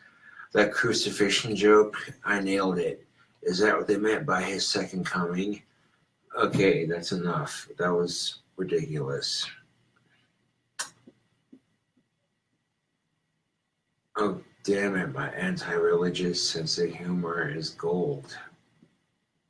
As far as some motherfuckers watching this right now going, oh, my sides, that was gold. That was, yeah, I can already see it. There's some motherfuckers watching this video right now live going, oh, my sides. This has to make me laugh this hard this early in the morning. Son of a bitch. I think God's pissed off at the United States for electing Trump as president because look at the hurricane, look at the fire in Montana. I'm just kidding, that took it too far. I'm sorry.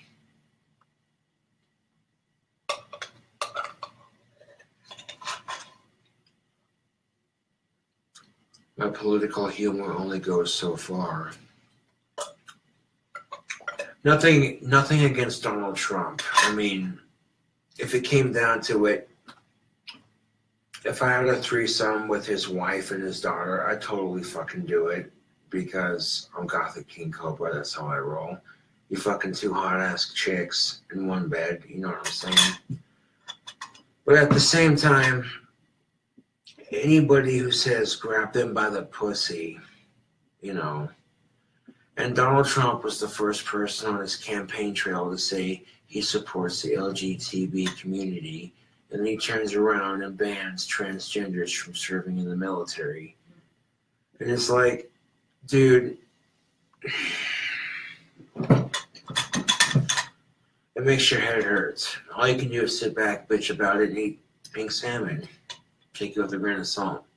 I'm not transgender, I'm not gay, you know what I'm saying? But people use those words to make fun of me because I'm a heterosexual goth. I'm straight and I like the chicks, you know what I'm saying? Chicks find me attractive. There's something about a bad boy gothic musician who plays a mean guitar that chicks just can't get over, you know what I'm saying? I don't have to rush out and fuck the first chick that falls into my goddamn lap, but I have enough confidence to tell you that I can play the field a bit and find someone that's right for me. And haters, you know, fuck them. They find some insecure bullshit with that. They can't be comfortable with who they are as a person. They see me who's comfortable with who I am as a person. They're like, oh, we're jealous. We're going to attack him. But their jealousy and their hate only makes me stronger on social media. So they're really doing me a favor. So thank you, haters. Everywhere. Every hater on Facebook and YouTube. Thank you for sucking my dick. I bet it tastes great, doesn't it? I bet the cum drizzling down the back of your throat tastes so good, doesn't it? Because that's basically what you're doing when you're making fun of me on social media. You're sucking my cock. Because all it's doing is making you look like a huge asshole and making me look more cooler on YouTube and Facebook and making me more famous. That's all it's doing. It makes people like you look pathetic and people like me more famous. So it seems kind of counterproductive. If you don't like someone's videos, then don't fucking watch them. It's just that fucking simple.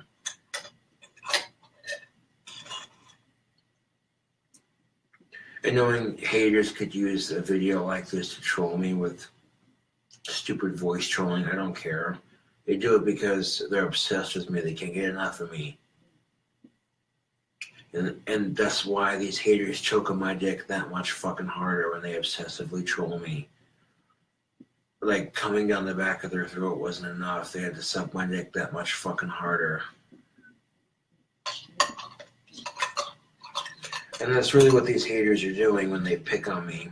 You pick on somebody with autism, you're basically sucking that autistic dick and kissing their Asperger's so fucking hard. You gotta think, if trolls' hatred is making me more famous on social media, making me more famous on social media is only gonna make my ego that much bigger. So it seems kind of counterproductive to what these trolls are trying to do. But that's just my fucking 2 cents. Not that it matters much. I could live off a fucking fish. Yes, I could. Because fish is delicious. It's cheap, it's a good source of protein.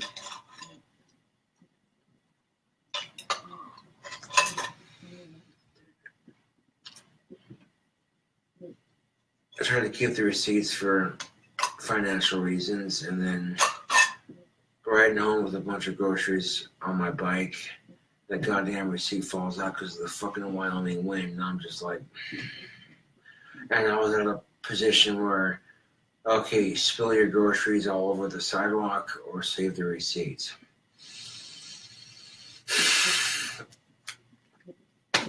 Don't you just love life sometimes? It just a peach.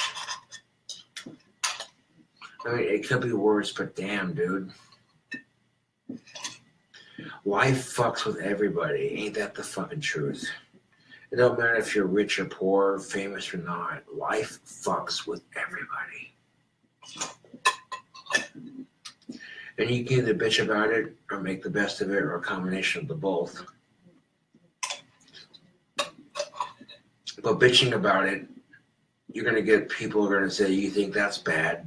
You know, people are going to be comparing sob stories all of a sudden. It's like, dude, come on. Comparing sob stories isn't going to fix the problems. It's only going to make it worse because people are going to be like, oh, you think that's bad.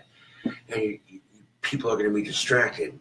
The point being is that life fucks with everybody to some degree. And you can't avoid it. People have bad days, people have good days.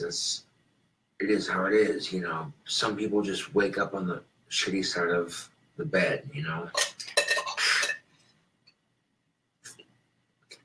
The fact that I opened this can without a can opener using a very large kitchen knife and peeled apart all 4 sections of my cuts without cutting myself or stabbing myself in my hand. Mind you, I had the knife like this. I was like, and didn't stab my guitar playing hand that I used to fret, mind you. And people were panicking in the Facebook Live comment section. Quick, somebody be prepared to call somebody. Blah, blah, blah, blah. It's like, shut the fuck up.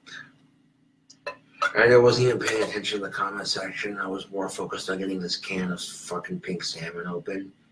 And by the end of it, people were like, that son of a bitch.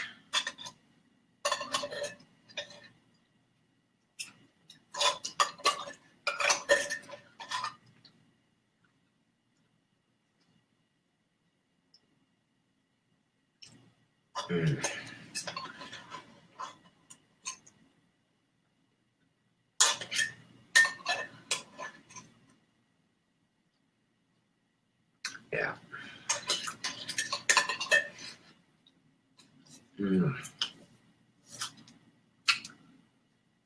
Because you know Arctic Star makes good pink salmon in a can. Clean as a whistle. 4 sections right there. Boom. Protein for the biceps. Chaw.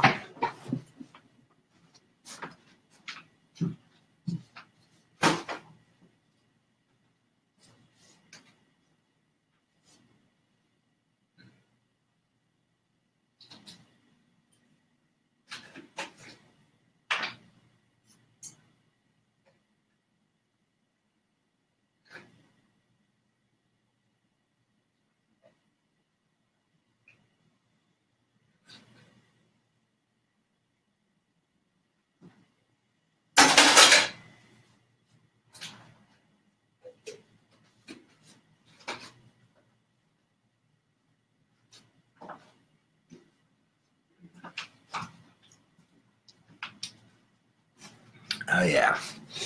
A couple of scoops of peanut butter. My diet is nothing but protein and grease. And surprisingly enough, I have a very high metabolism. I'm lean as fuck. But I got these massive fucking arms and I love it. Yeah.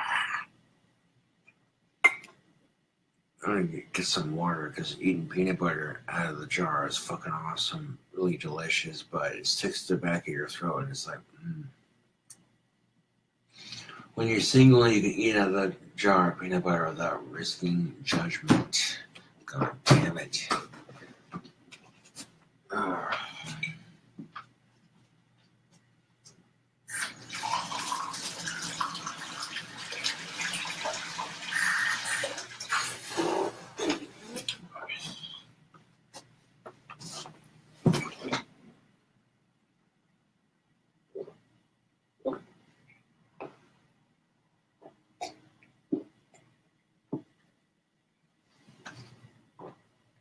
I'll adjust the video lighting of this video for my next YouTube video. And by doing that, I'm going to turn on this light over here.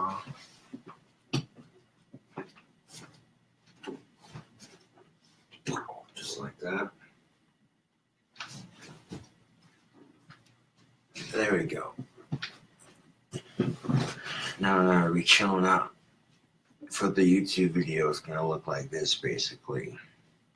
But people who say, Facebook shit, you shouldn't do it, blah, blah, blah, blah. Like, who the fuck are you to tell me how to run my Facebook? I don't tell you how to run your Facebook, so what gives you the right to tell me how to run my Facebook? Exactly. Heck. Fucking exactly. Fuck these haters talking shit. Fuck these goddamn haters talking shit. Oh, this gun's pretty badass, but that's not the most badass one I own. And I found that Daisy BBs work best out of a Crossman Pump Master. Personal experience, man. Just sharing the info. Put this one up too for it's safe.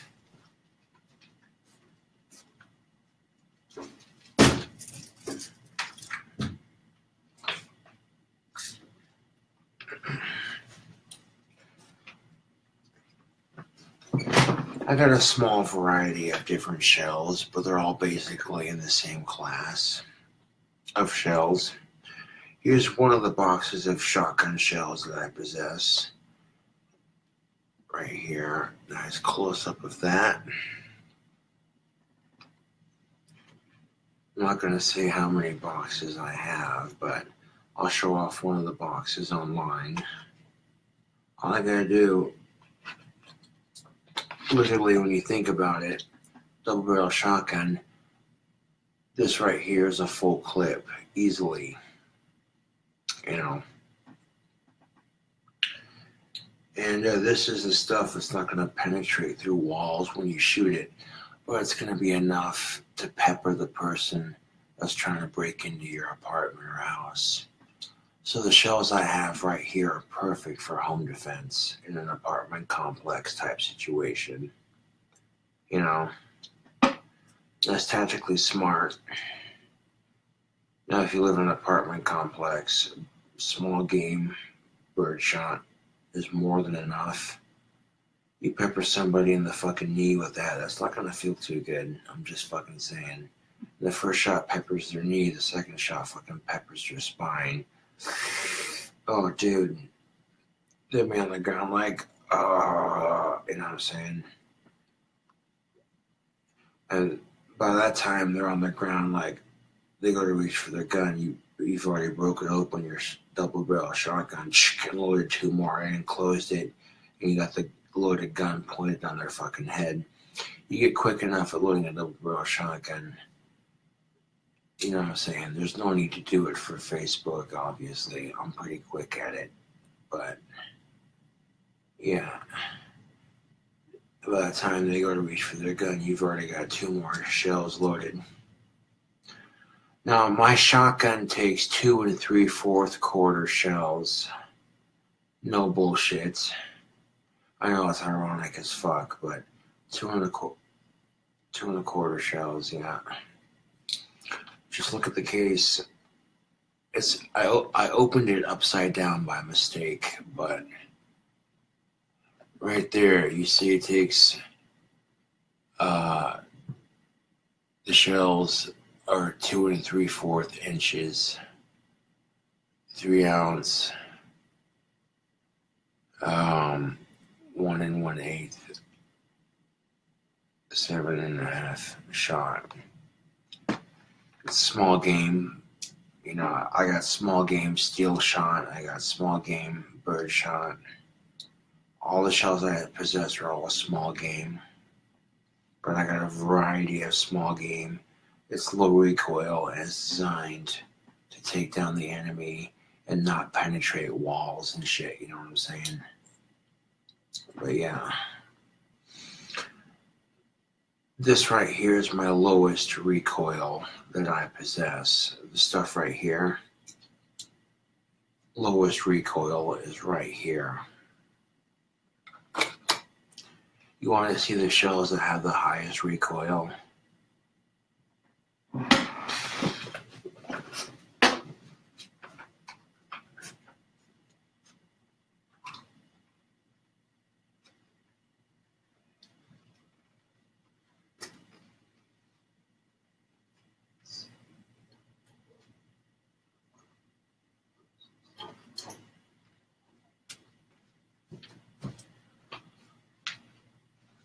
I think my Asperger's was talking shit as I was walking away. Anyways,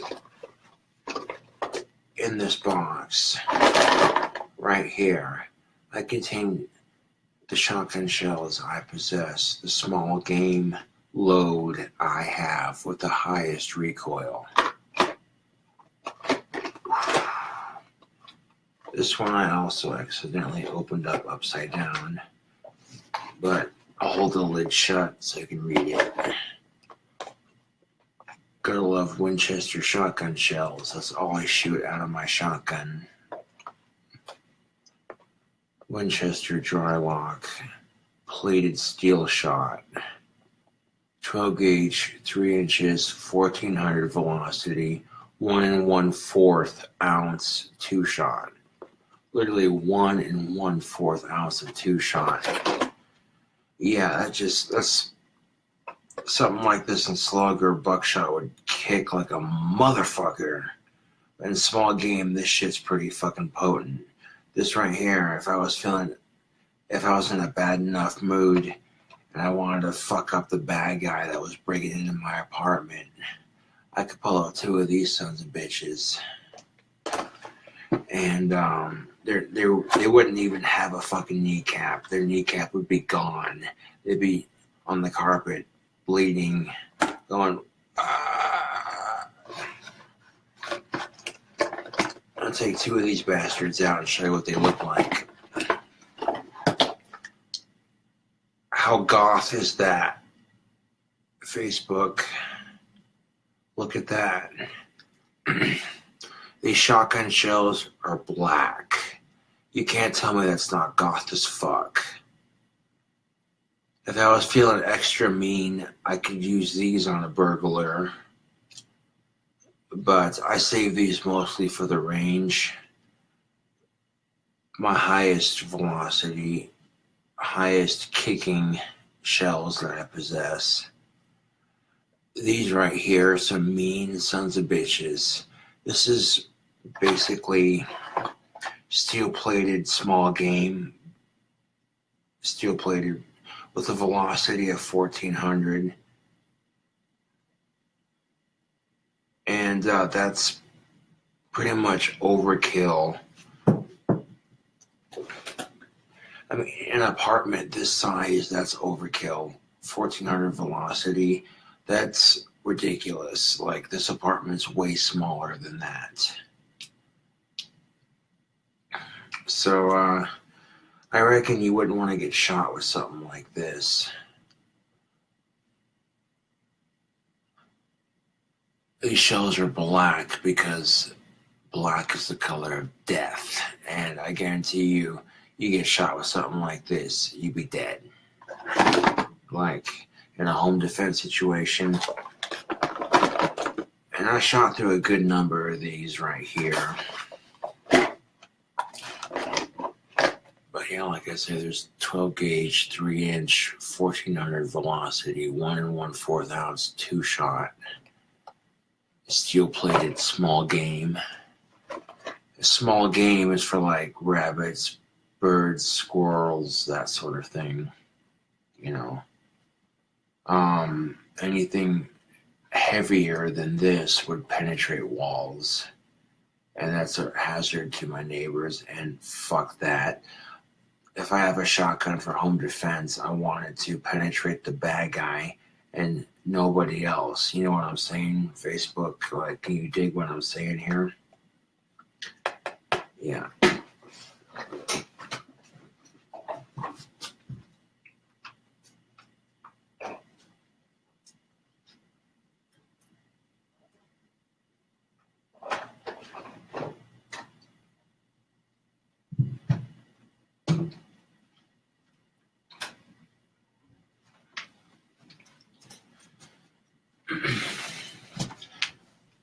But yeah, with my shotgun, I got a couple of open cases lying around. Now, the mild shit, as I considered it, the mild shit is Winchester Universal 12 gauge 2 3/4 inch 3-shot 1 1/8 ounce 7.5 shot small target and game load. This right here, these are the shells I first showed you, and these kick the least amount completely. And then something that would be a little bit stronger, just a little bit stronger than the shells I just showed you, would be the other shells that I have, which are shells like these. The case is completely different, but surprise, surprise, Winchester shotgun shells. These are Winchester Super Target 12 gauge 2 3/4 inches 3 ounce 1 1/8 7-shot target loads. Target loads are low recoil, which makes aiming a little bit easier, you know. Show you what these look like. This is a case I properly opened, right side up. They look oddly similar to the ones over here, don't they? Kind of.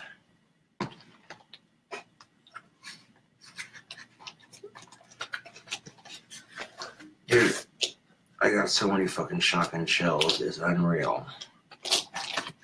I can stock up on this shit pretty easily. And double barrel shotguns don't hold that much as far as ammo, so being able to stock up on shells makes it easier. Alright, so this right here is the Winchester Universal. And this here is the Winchester Super Target. We got the Winchester Super Target in this hand, and then the Winchester Universal in this hand. They're similar to some degrees. They look exactly the same, but they're different kinds of shells. Completely. Nonetheless, if you're going to shoot shotguns, you gotta trust the right ammunition for the job. And let me tell you something about Winchester shotgun shells. These things are Gothic King Cobra approved. Winchester shotgun shells definitely get the job done. Really, all I gotta do is keep this open case next to my shotgun, and I'm good to go. You know what I'm saying? I'm not gonna burn through a case in a home defense situation. Hopefully, you know what I'm saying? But somebody comes knocking, it's like chung chung. Okay, wait a second. Do I know you? Hold on a second. And without these things right here, the shotgun's fucking harmless. You know what I'm saying? And keeping it empty is just part of maintaining gun safety. It's easy enough to load where, you know what I'm saying, if there was a situation that required it, it'd be done and over with. But most people hear the drop of 2 shells into a double-barrel shotgun. That's the sound you never forget. That chunk chunk.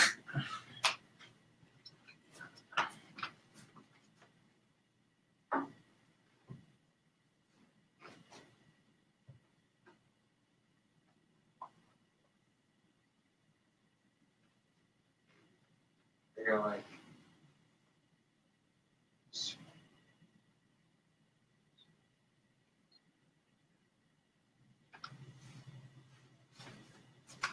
I go. I definitely got enough shells to get the job done. Like, I'm not going to say how many boxes of shells I have. Well, that's the variety of shells that I possess. Different varieties of small game. Winchester steel shots, small game, and target load. Those little black shells, they fucking kick, man. And I imagine that's like one step from being like buckshot, basically. Buckshot would kick a little bit harder than that, and then the slug would be like graduating, you know? I'm easing my way into it, you know what I'm saying? I'm pretty sure I could handle heavier loads, but I don't want to just jump before I swim, you know? I don't want to run before I walk. You know what I'm saying? Getting used to being able to comfortably shoot my shotgun is more practical than being all big and macho, you know? Oh, look at me, I'm shooting slugs, bam, bam, you know? Come on now. Like, seriously. But these are just your basic Winchester Universal small game loads. Just straight up BBs. And the cool thing about it, on these cases, you can see a diagram. On the side, that diagram is basically what the inside of your shotgun shell looks like. Oh yes, real firearms are so much fun, but they're a responsibility, not a right. Well, they are a right to a degree, but they're also a responsibility, you know what I'm saying? They're not a guaranteed right because irresponsible people shouldn't have guns. That's why we have background checks. Now, if guns were illegal, a lot of people want guns to be made illegal because they think guns are evil. I understand their reasoning, but at the same time, if you make guns illegal, all of a sudden you got gangsters and people saying, okay, you want a gun? You can buy it on the black market. People are making their own ghost guns and this and that, and it's just creating more problems than it's worth. And if you're selling guns out of a responsible gun store where they require you to do paperwork and you get a proper background check so that people are not selling guns to complete lunatics, you know what I'm saying? It's at least to a degree, you know, it feels like a much safer attempt to make the gun culture a little bit more safer, despite, you know, the assholes, and that's just the thing of it, is assholes ruin it for everybody. You take, I'm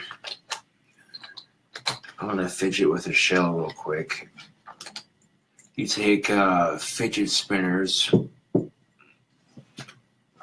for instance. And kids were taking fidget spinners and spinning them as fast as they could and then throwing them at people, so that when they were throwing them at people while they were spinning, which of course, what do you think is gonna fucking happen? Motherfuckers are getting injured, you know what I'm saying? And now schools are banning them, and children with ADHD or autism had to have special permission to use them in school. Just because, you know, kids who didn't normally need them but still found them cool because they are kind of cool. Fidget spinners are kind of cool. You can't deny. Like, it's kind of fun to sit there and fucking spin as fast as you can, you know? You get one, you fuck around with it. It's addicting to a degree, you know what I'm saying? But you don't need a fidget spinner to, like, fidget, you know what I'm saying? You can take a loaded shotgun shell and fidget with that because that's way more badass. But the thing of it is, I'm not necessarily a fidgeting type of person. You know what I'm saying? Facebook, like, I bought one that was all black. I painted it, parts of it dark green. It was cool. I fucked with it. It was fun to, you know what I'm saying? Then it broke on me, and I was like, well, that sucks. That's kind of useless. And then I see what people do with different kinds of fidget spinners, different designs and shit like that. And then, you know, it's cool to see where the imagination can take it. You know what I'm saying? Like, I've seen some kick-ass fidget spinners that are like different shapes, like dollar signs and shit like that. You know what I'm saying? And that really definitely takes it to the limit. You know what I'm saying?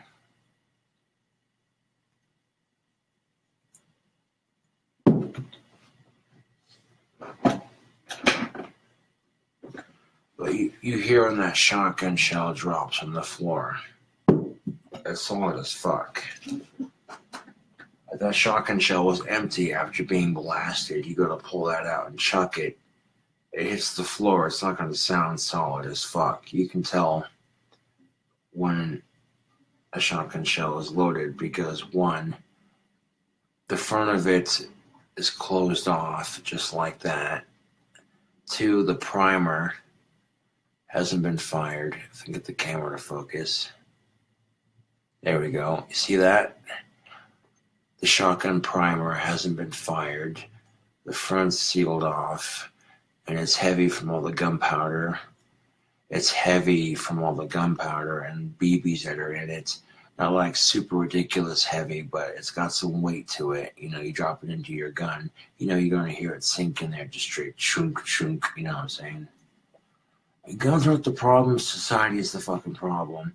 And the sooner you start blaming guns and mass media and violent video games and violent musicians for mass shootings and shit, that's just creating more problems than it's worth. You're adding a scapegoat to the situation is all you're doing. It's very easy to blame Grand Theft Auto for the mass shootings, but really that's just a fucking video game. People who take it out of context and abuse the system ruin it for everybody else, you know. All of a sudden people are saying you shouldn't play Grand Theft Auto because blah blah blah blah, so and so played it and it inspired them to do this, this, and this. Well, that's so and so's problem. That's not Grand Theft Auto's fault. I play it and I'm not doing stupid shit. You know, there are plenty of people who play violent video games, listen to violent music, and for them it's like a release, you know, and it's not necessarily gonna escape from the music or the video games, you know what I'm saying? For them it's a healthy way to express when they're having an angry moment. Seriously, when you're angry and you turn on some angry music, you can use it to therapeutically relate to that song. And when you use that angry music to therapeutically relate to the moment, you know, or just because it's badass music in general, you know what I'm saying?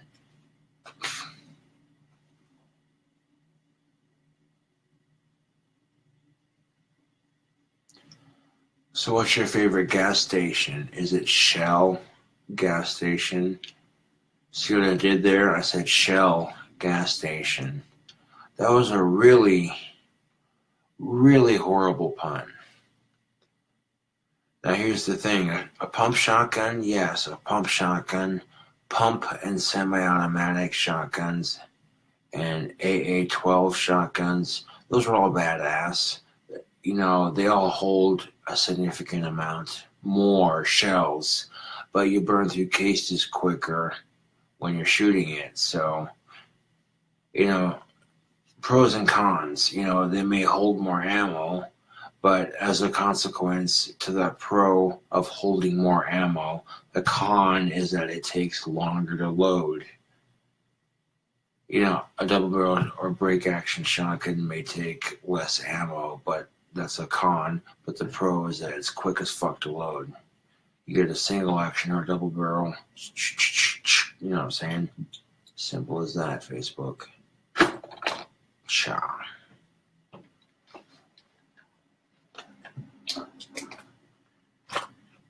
I got home responsibly after drinking, you know, I wasn't being an ass about it, like, you know what I'm saying? Like, you gotta be smart about that shit. don't drive and drink. That's not smart. I mean, yeah, you get what I'm saying. Don't drive drunk. Fuck that stupid shit. If you've had your fill, you know what I'm saying? Be smart about getting home safely. If you have to call a cab or walk, be sure you walk a straight line. If you're too drunk to walk a straight line from your current destination, chill for a second until you sober up enough to walk a straight line. Get to your destination, do what you gotta do. But calling a cab or walking to your next destination is a lot smarter than driving drunk. Just saying.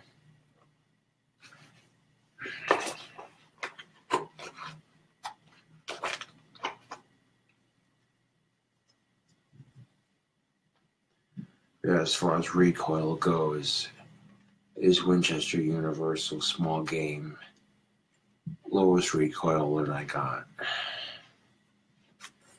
It's like if I'm feeling generous, but also like I don't want to fuck around, load 2 of these in for home defense. If I feel like, okay, why'd you fucking put me through this shit? But it's whatever, you're still gonna get your ass kicked. Load on some of the stuff from the white box.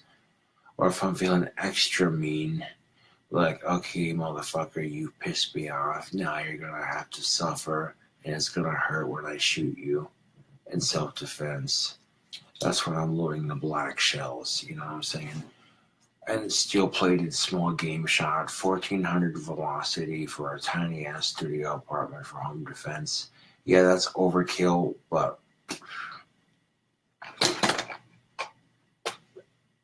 the gun is so easily recognized by now that anybody who tries stealing it wouldn't get away with it. And on top of that, you know what I'm saying? That shit's great for home defense. You know what I'm saying? And with a break action shotgun, there's less moving parts. And less moving parts on a break action shotgun, you know what I'm saying? That's quite often means it's easier to clean and a lot easier to fix. You know, really, when you look at it, not necessarily just guns, but it's everything in life. There's a pro and a con to everything. And that's definitely a way to look at it, a different perspective on things. And that's how I roll, you know what I'm saying?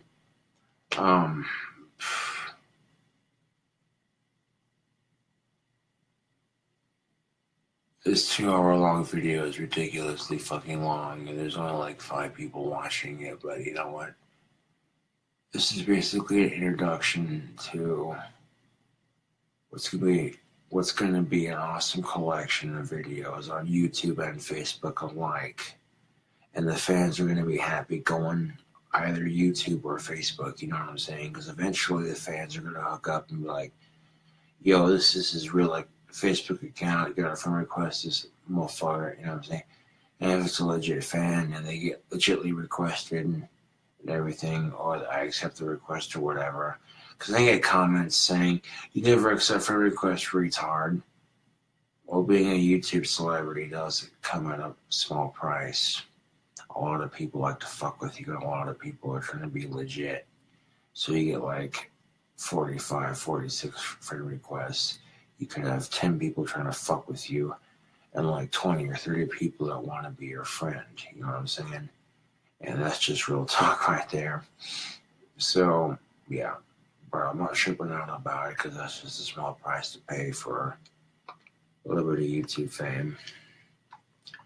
Put these on the shelf next to my safe spot for my gun. So if I have to get out of bed and rush to my gun in a home defense situation, it's not going to be an issue, you know. Tactically, you got to be able to think things through, you know. Be smart about it.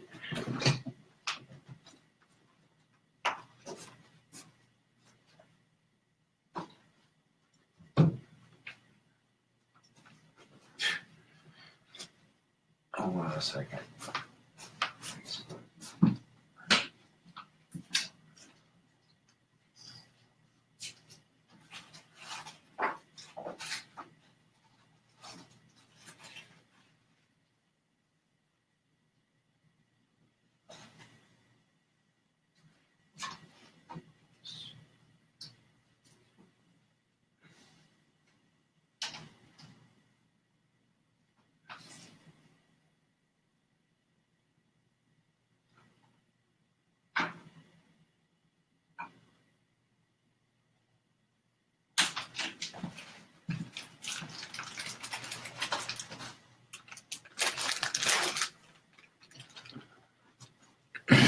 Another amazing invention would have to be ramen noodles. And the cool thing about this is you can mix and match different flavors. There's different ways to make it. You know, I want to show you a very easy way to make it. Get the noodles, break it up, put it in a bowl, sprinkle in the seasoning, add water, microwave it until it's hot enough to where the noodles are cooked. Boom, you're done. Easy enough. Piece of piss. Break it up into 4 sections before I get it into the bowl. Just makes it easier to cook and shake. Just 5 minutes. 7, 8, 10.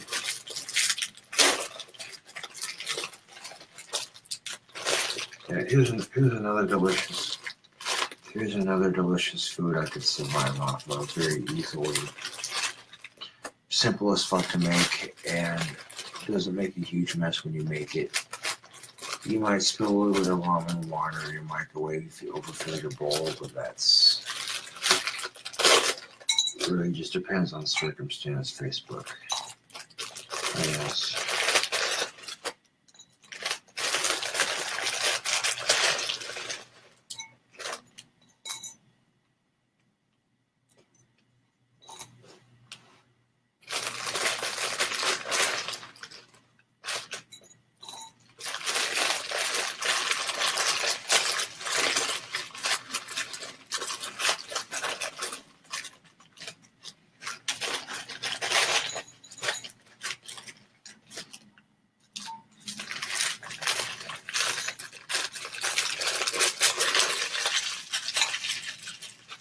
Boom, break all the noodles up just like that. Take my shrimp seasoning.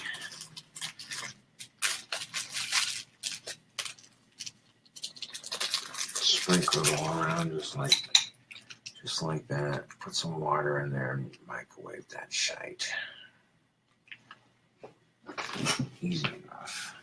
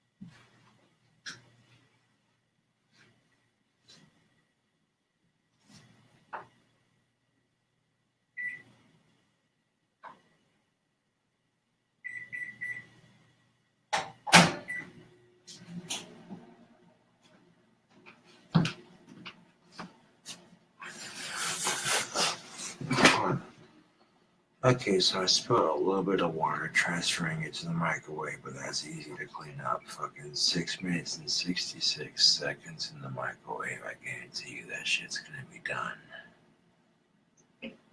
All right, people are joining up. That's what's up. Checking out the live stream. Can we get an update on your double barrel? I did do that at the beginning of this video. It's doing just fine. It's fixed. It's good to go. It looks good, you know. Yeah. The sun's rising in Casper, Wyoming.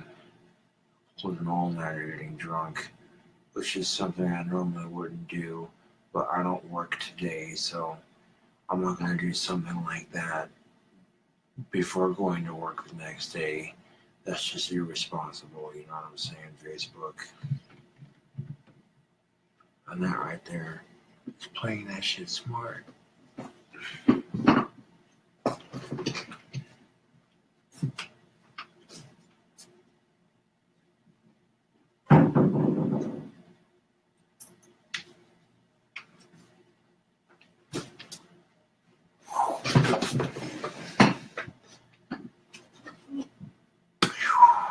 Bachelor life.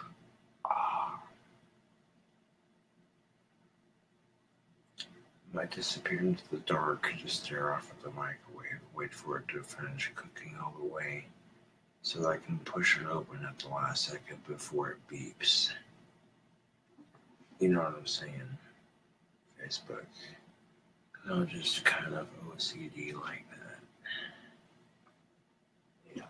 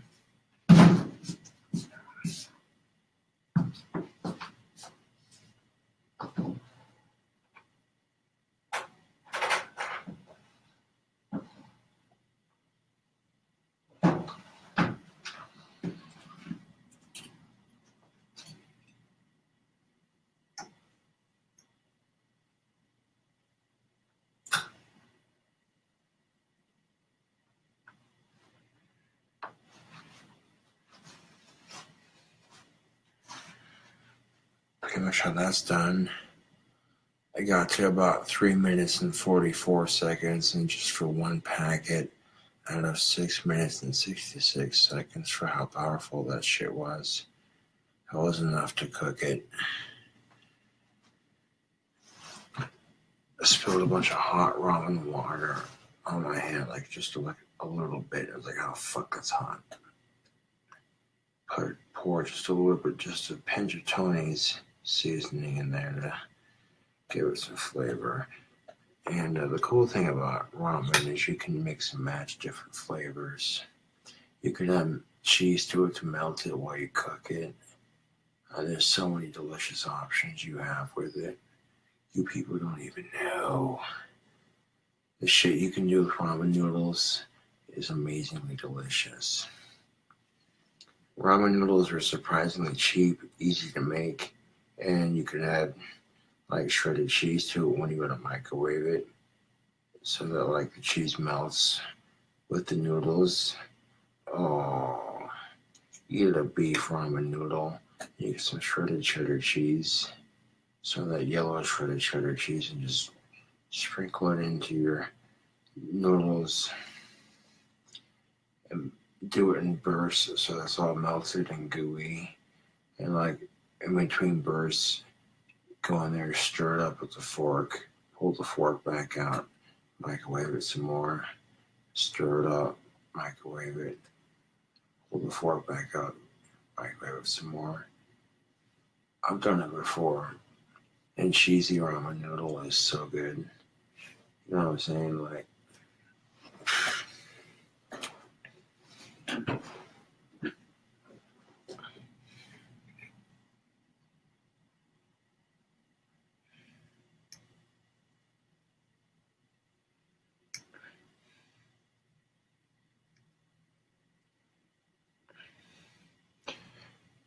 so I cooked it for 6 minutes and 66 seconds, but with one packet, it got down to 3 minutes and 44 seconds. And you can definitely see this ramen is definitely cooked. That's legit Facebook. And just because I make videos on Facebook doesn't mean I'm not going to make videos on YouTube. So whatever people are saying or talking shit, fuck them. They don't even know.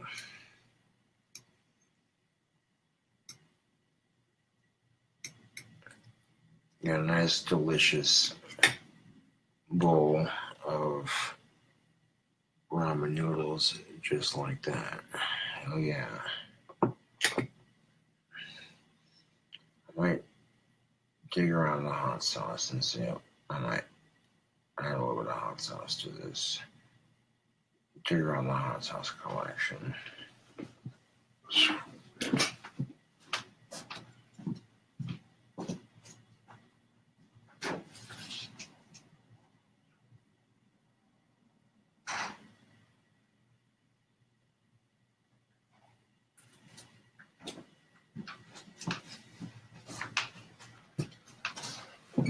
Digging into my hot sauce collection. Boom. Habanero. Right there. Habanero hot sauce. Habaneros are nothing to fuck around with. This is hot sauce made from habanero peppers. I want to put some into this shrimp ramen noodle that's been seasoned very lightly with just a sprinkle of Tony seasoning.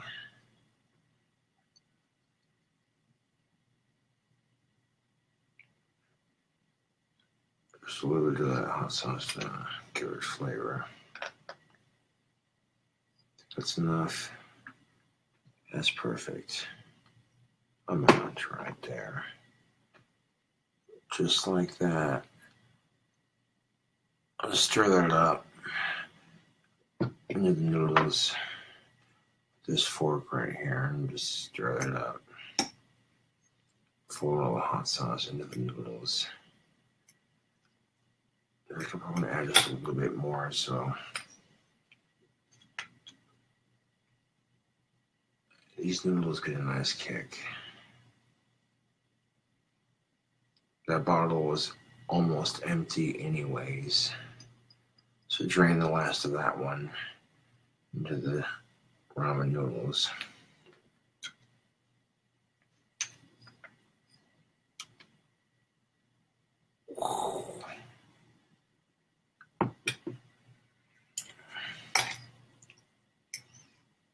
Stir this shit up right quick. I'll let it cool off for a minute. As far as temperature wise, because it just came out of the microwave, I'm gonna add some more hot sauce to it to make it super spicy. Just for Facebook. Because why the fuck not? Empty bottle, dispose of it.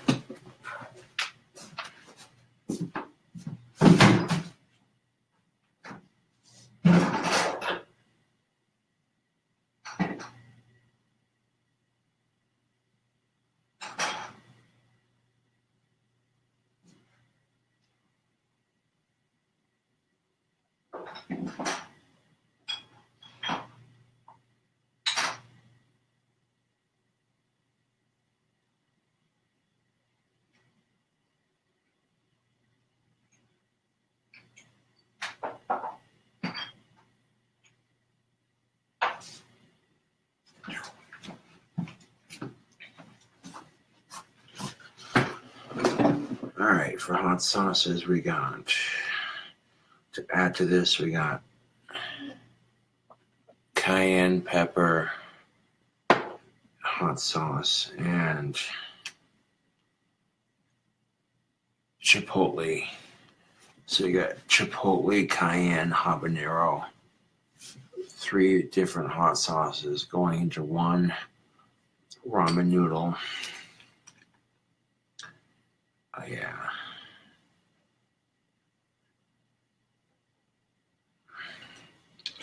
Let's save a little bit of that so we don't burn through that completely. This is the chipotle. Here's the spicy look. Here's the spicy chipotle. Pour it in there. Now we're going to mix in for the final ingredient for this ramen noodle some cayenne pepper hot sauce. There's a little bit left in the bottom of this particular bottle.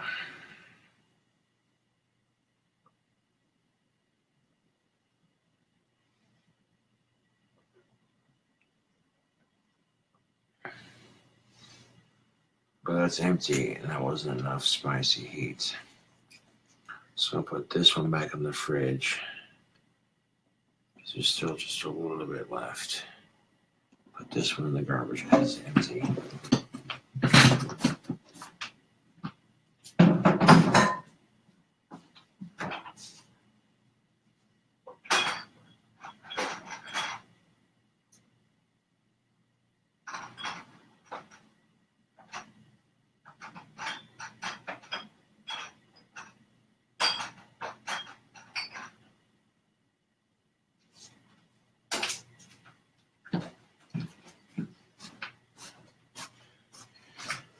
And we'll add one more sauce to it.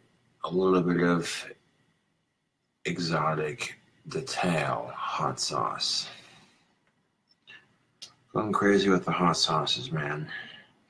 Like 3 to 4 different hot sauces into one fucking ramen noodle.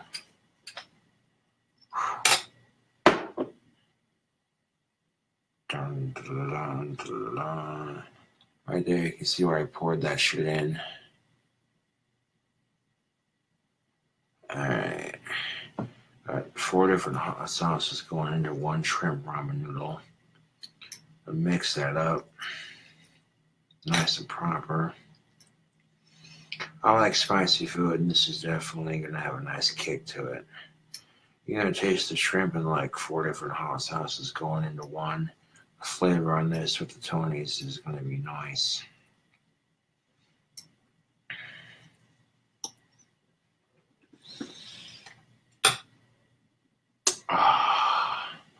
Just smelling that ramen noodle smells amazing.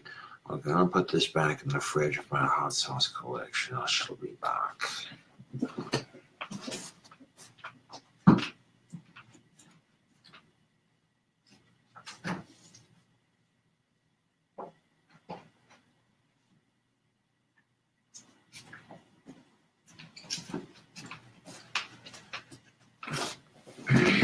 Alright, y'all, back of this Facebook video. Got the King Cobra bringing the heat with these spicy ass shrimp ramen noodles. So The sounds and smells beyond amazing. If you like spicy food, this is definitely right up your fucking alley. I can smell the heat coming off these, and it's awesome. What's up, David? What's up, Chris? What's up, Simon? What's up, Corey? Simon? A lot of people are joining. Amanda just says, have you ever slept yet? In the last couple of hours, no, I haven't, but that's alright. This isn't something I normally do. Unless it's my day off the next day, then if I have the option to do it, then yeah, why not, you know? Calculating my next move for social media perfectly, of course.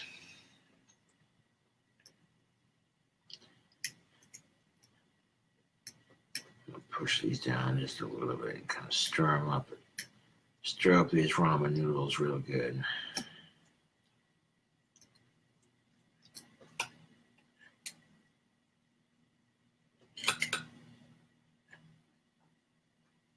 It looked like just a regular bowl of ramen noodles. If you were hungry enough and if you didn't smell them and you weren't expecting it, you'd probably be like, whoa, hold on a second. But I want these to cool off temperature-wise to where I can eat them. I want them to be hot in flavor, not hot in temperature, you know? Just the right temperature for eating these. Eating spicy food is good for you. It's good for your immune system. Keeps the mosquitoes away during the summer. Mosquitoes smell spicy food on your system. They're like, fuck this person. I ain't eating them. During the winter, it keeps you warm when it's super cold out. So, there's like 3 to 4 different hot sauces going into this ramen noodle that I made.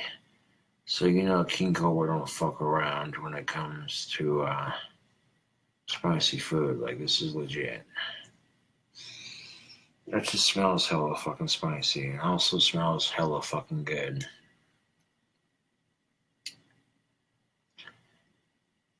Oh, damn. Okay, hold on a second. I gotta show this off real quick. Just watch this, watch this. Hashtag noodles. Oh, look at that. Look at those noodles. Look at it. That right there is where it's at. That noodle pull. That pull with the noodles just straight.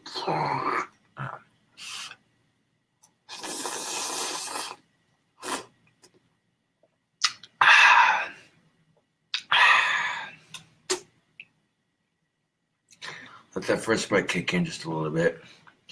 Get a feel for that heat.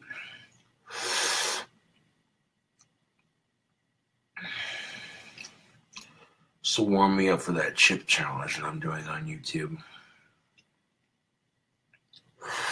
Oh, damn. That's got a nice little bit of heat to it. Like it subsides and then it stops for a minute and then it keeps going. The flavor on it is pretty fucking good if you like spicy food. I'd recommend it. I like spicy food. So I'm gonna like savor these noodles a bit, not just scarf them down, you know. So I can savor that heat and that flavor. But the shrimp and the shrimp flavoring is kind of overpowered by the spiciness of the hot sauces, but that's alright. I like it because I like spicy food. And this right here, these 4 hot sauces working together are definitely doing the trick. They're doing the trick very nicely.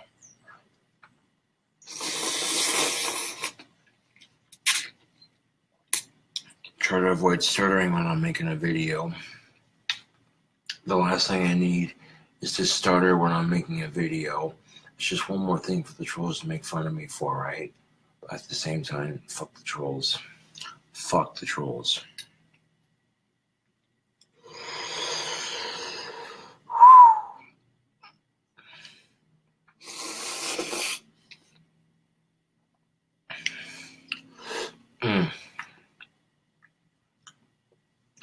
Not only am I going to eat the noodles from this crazy ramen noodle mixture live on Facebook, but I'm also going to drink the water in the bowl from it.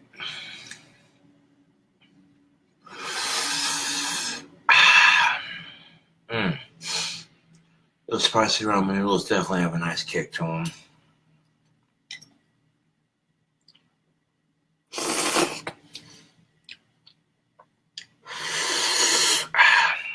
They're probably not as spicy as those one ramen noodles that Matt Stoney ate a shit ton of. You know who I'm talking about. Matt Stoney's the shit. I watch his videos. I'm subscribed to him on YouTube. Dude's an awesome competitive eater. You know. And he ate these ramen noodles that were like blood red, and they were like super fucking spicy. You know, I forget the name of those ramen noodles and what they're called, but I heard they're really spicy. And the next best thing for me is to kind of make my own spicy ramen noodles, and that's exactly what I did. My whole mouth is definitely burning. I got a nice tongue and lip tingling sensation. This is definitely going to hurt pooping this out, but totally worth it. I mean, the flavor on this is delicious. As the weather starts getting colder, it's good to start eating more and more spicy food every now and then. Keeps my sinuses clear. Not only does it keep your sinuses clear, but it helps your immune system when the weather gets colder, which causes you to be sick less. You know,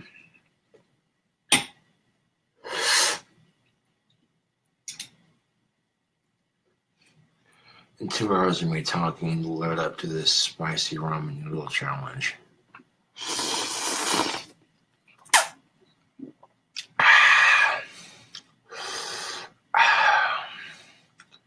Like, I wonder if my face is getting red from eating these ramen noodles. Just a little bit. Like, you know it's spicy when your face turns red.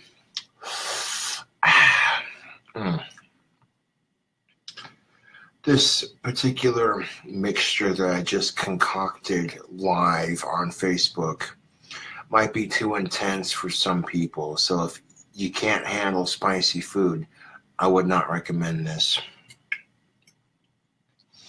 But me, on the other hand, I'm like, dude, this is kicking my ass a little bit. It's nice and delicious, packed full of flavor. I'm digging it.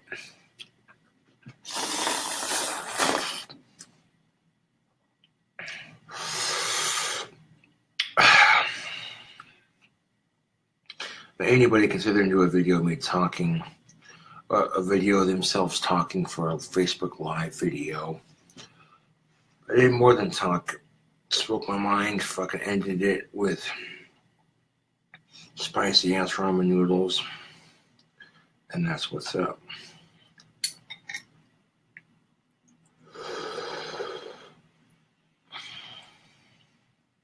All them hot sauces I mixed into it. Yeah, buddy.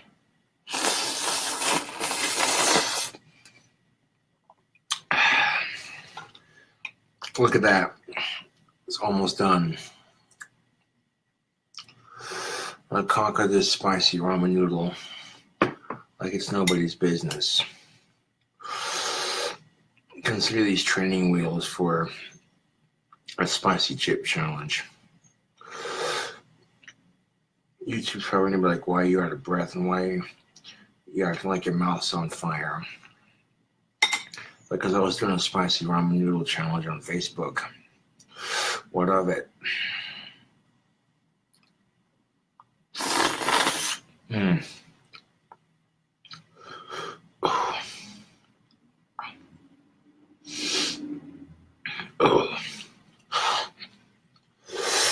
Yeah, that's some raunchy, gnarly shit, man. Each bite is starting to feel like fire. You know what I call this deadly combination? What exactly would I call this deadly noodle combination that I just created? This deadly noodle combination, I call it fire noodles. People are like, we want more cooking videos. Well, there you go. There's a cooking video live on Facebook.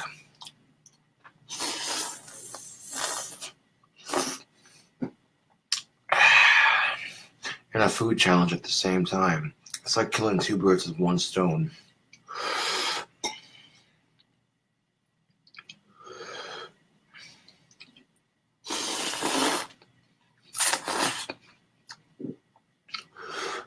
Holy shit, those are spicy.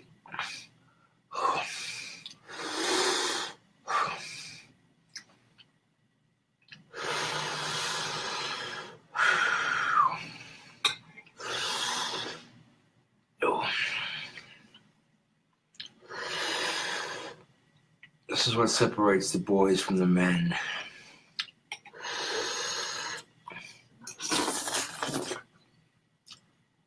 Keep going at it until it's all gone. Our hot sauce combination is fucking crazy. Crazy good and crazy spicy. You start eating it a little bit faster, the heat builds up just a little bit. As a hot sauce and slash spicy food connoisseur, I enjoy hot sauce and I enjoy spicy food. A little potion right there. If you have a fucking cold, I guarantee you eat something just like what I'm eating right now, your cold will be gone by the time you're done eating that bowl. Your sinuses will be so fucking clear. Most of that's just liquid. There's a couple of noodles left. And drinking that liquid's going to be potent. But I drink that liquid because my fans are awesome.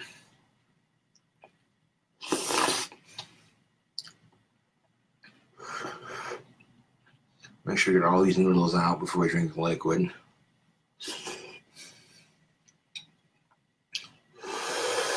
Check in that comment section while we eat these.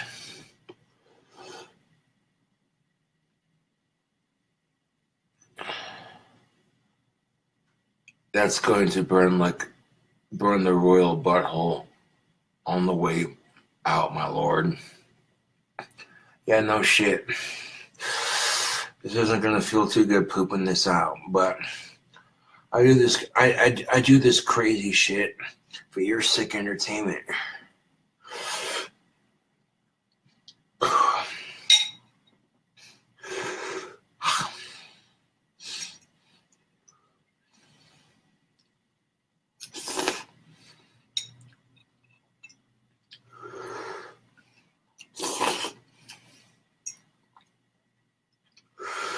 Fire noodle challenge. You look at the water, it looks like fire, kind of. Yep.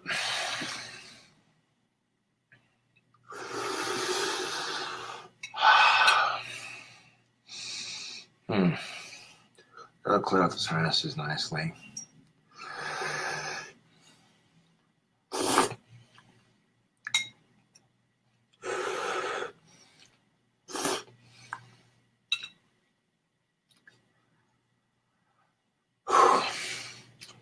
You can definitely see my face is red as fuck right now. That's no bullshit. My face is red as fuck right now.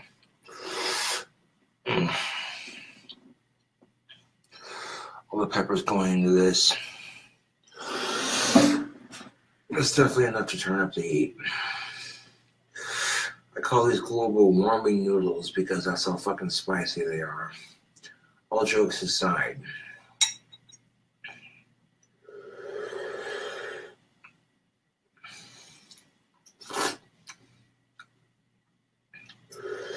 I'm a man of my word. I'm definitely a man of my word. I say when I finish a ridiculously spicy bowl of ramen noodles live on Facebook. including drinking the liquid after the noodles, I'm gonna fucking do it. Yeah, it's gonna burn like a son of a bitch, but I'm doing it to prove a point. And because I'm hungry and this shit's delicious.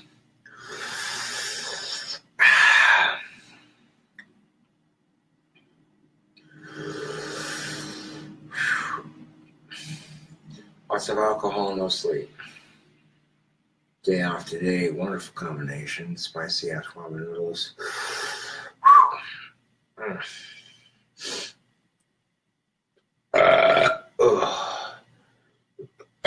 Even the burps burn.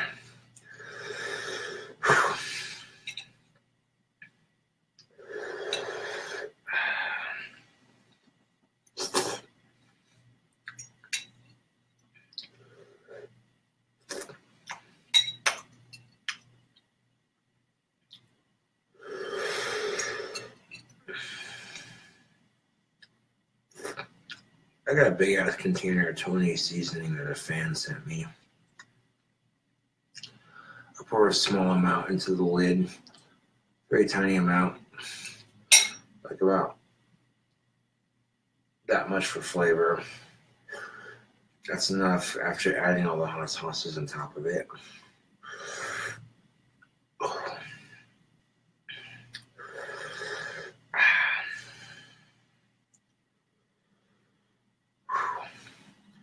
There's something about eating spicy food. Your endorphins kick in. It's intense. It's a food high. I can't explain, but it is legitimately a food high. If the food's spicy enough, you might hallucinate just a little bit. The Hellburger, I did the Hellburger challenge. I did with homeboy Scotty. That was the spiciest burger I've ever eaten. That burger made me hallucinate.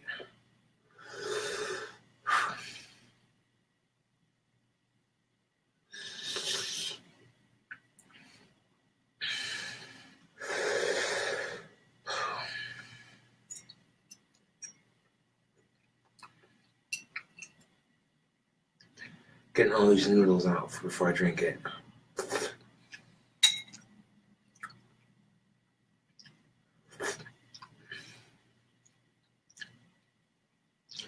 Watching the sunrise in beautiful Casper, Wyoming. Eating some spicy ass ramen noodles. Alright. Like I said in my documentary, tomorrow is a new day. As it says in my t-shirt. Oh, these ramen noodles are pretty fucking spicy. Holy shit.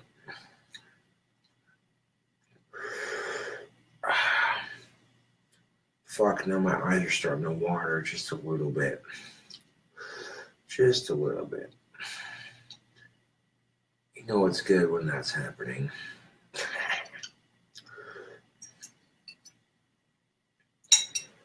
Looks like, oh, nope, not quite. Almost fished all the noodles out.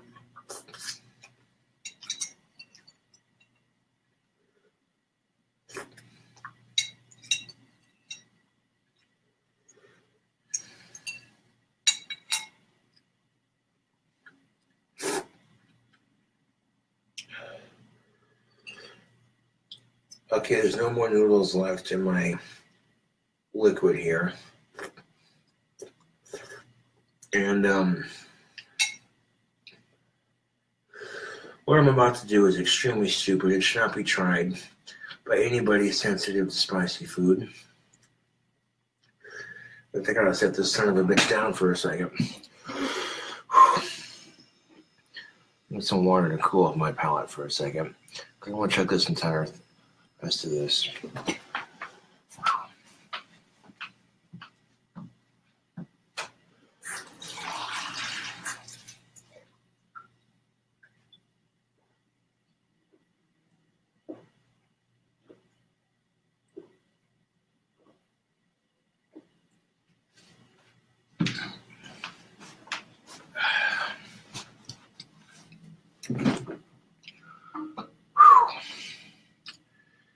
8 gulps of water that actually did cool it down just a little bit. But there's still a nice burn going on. That's some crazy shit. Pulling an all-nighter and eating some spicy-ass ramen.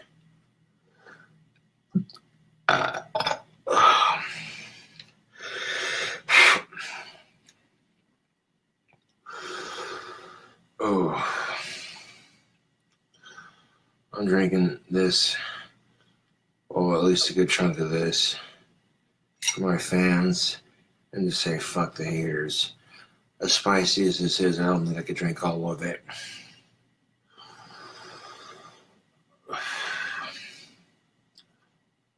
Anyone who attempts this challenge is stupid, to say the least, or stupid, or they really love spicy food.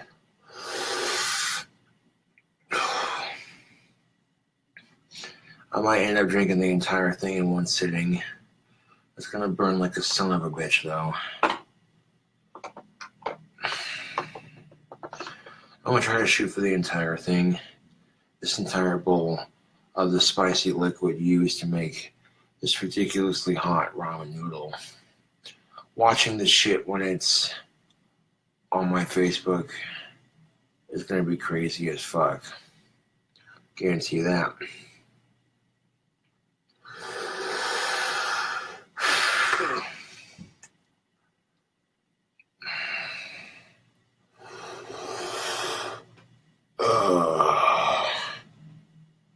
Can you put your finger in the broth and then rub it on your eye? Fuck that shit. I actually have to go to work now. Have a good day, Josh. Thanks, David. You too.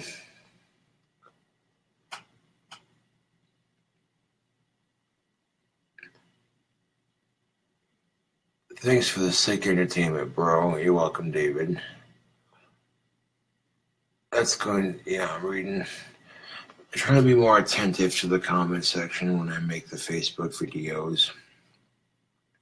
Or when I make just raw, unedited YouTube videos, I can worry about the comments when I pick and choose which ones I allow.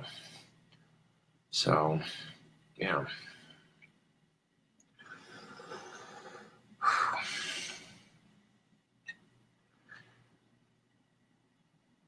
Cheers.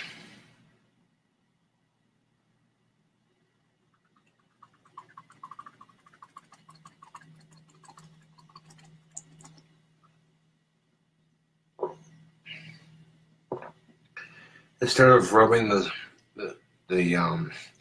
stuff in my eye, I'll drink the entire bowl.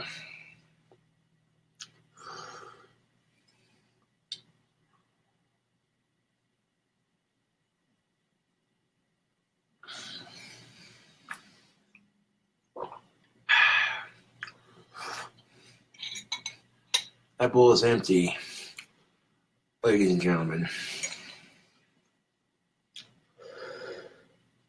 Oh, fucking hell. Drinking that was stupid, but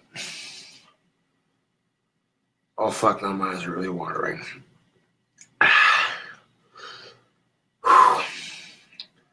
Yeah. Hot sauce junkie.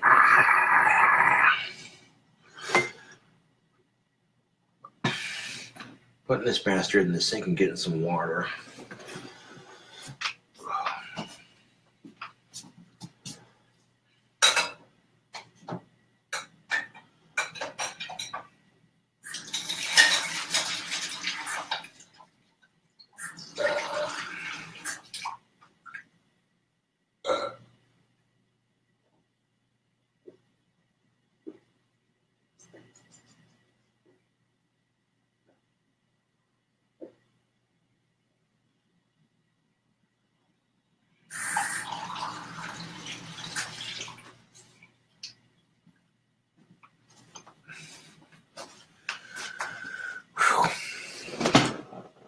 That was spicy enough to bring the heat, but water is actually helping it cool down significantly. After gulping down that much what do they call it? Stew. The stew of those ramen noodles with all those hot sauces. Holy shit. It was definitely spicy and also delicious, but whew.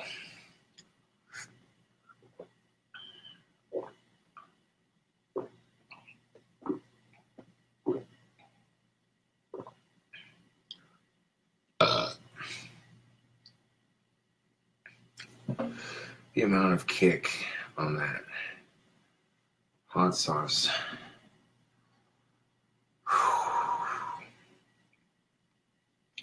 The burn's starting to push into my stomach. Oh Jesus fucking Christ, that's gnarly. Whew. Man, when that hot sauce combination hits your stomach, whew,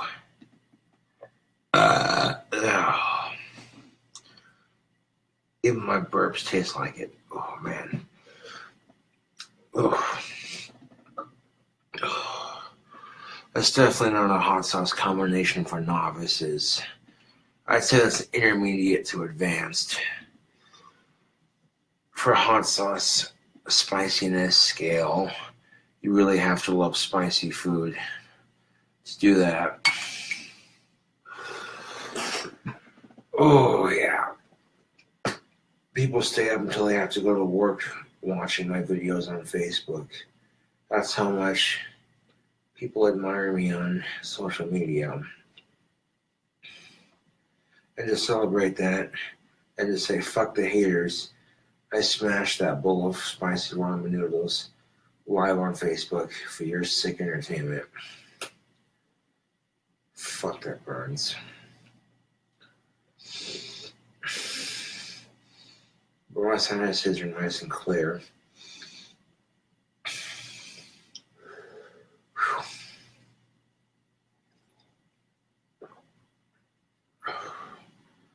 Protein, the occasional spicy food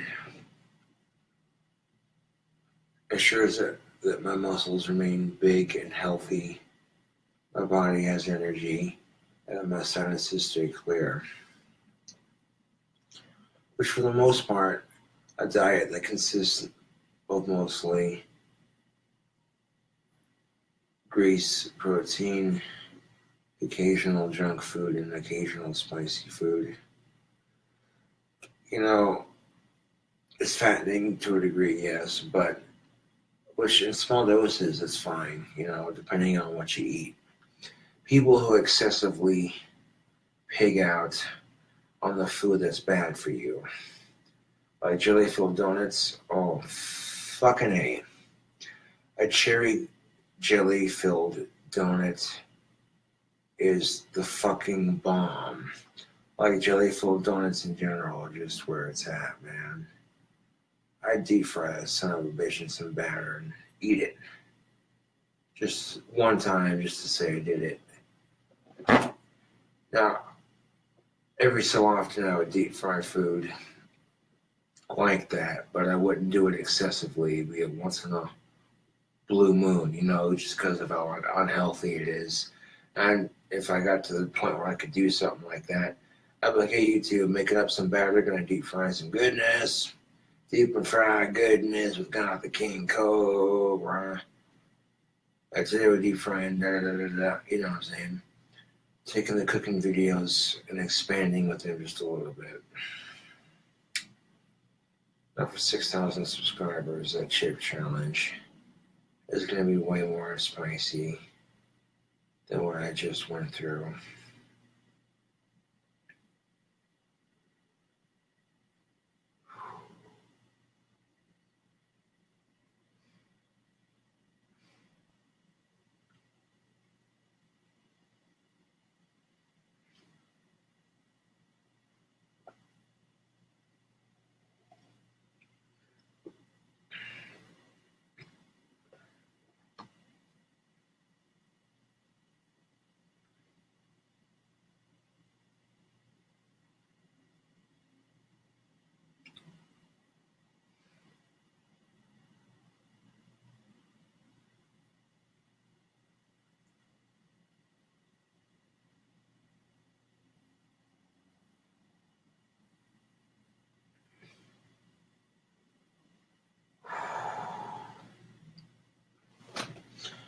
hot water is going to help settle some of that heat in my fucking stomach. God damn, son.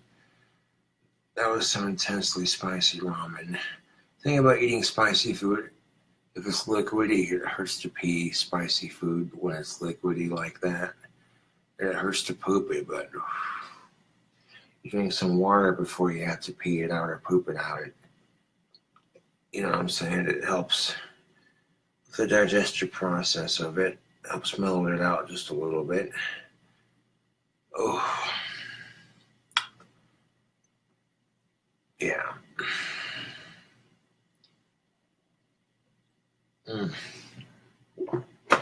Just enough water to stay cool, to cool my mouth off after eating that. And then that follows suit and cools off the rest of me.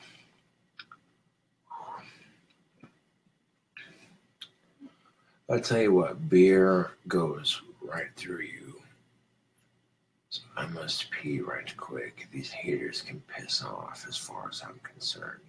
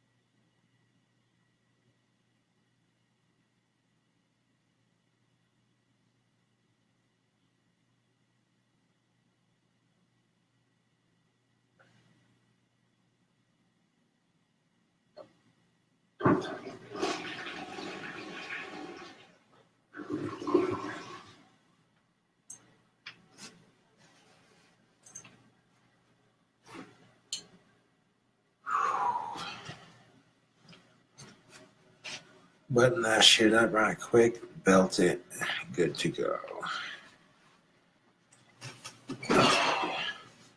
Yeah, I pounded down that spicy ramen noodle. For the fans. A lot of people are joining into the chat for the first time, like, whoa. Even though it's only getting like one view at the moment. As soon as this shit goes live on Facebook, people are gonna be like, yo, King Cobra's got some mad skill, man.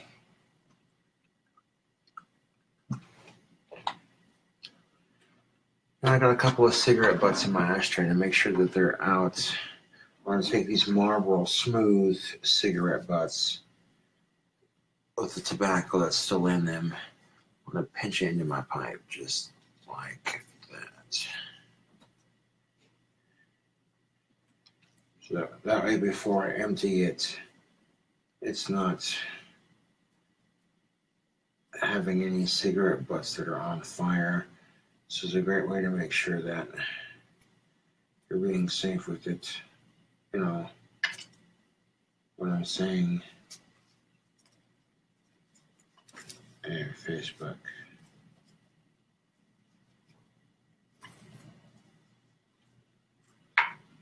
That's a cigarette butt. Screw of some sort on the chair. And the works of trying to find the right screws for it, They ain't giving nothing but a thing. Marble Smooth 100s are delicious. I'm out. burn through a pack in a day. And that's what I was sharing with people. I could probably go through a pack in like a day and a half, which isn't too bad.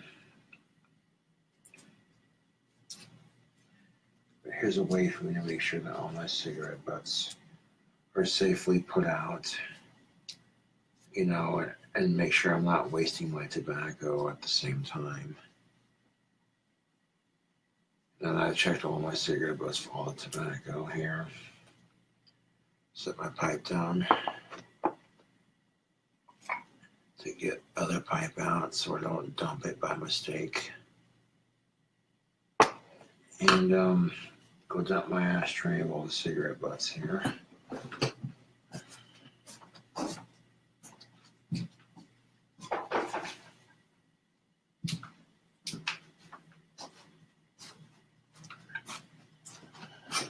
Just like that, man.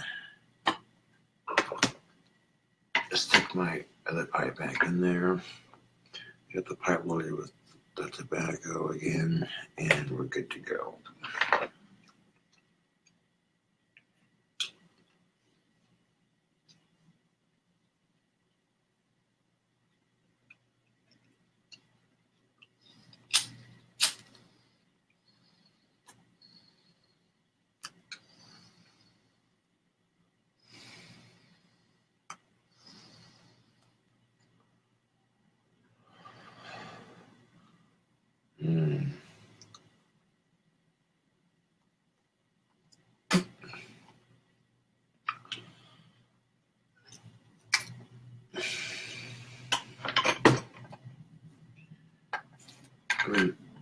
Now my ashtray is empty. You know what I'm saying? Keeping it empty helps with the smell of cigarette ash, and keeping the window open helps with the smell of tobacco. You know, thinking 4 steps ahead of myself, that's where it's at.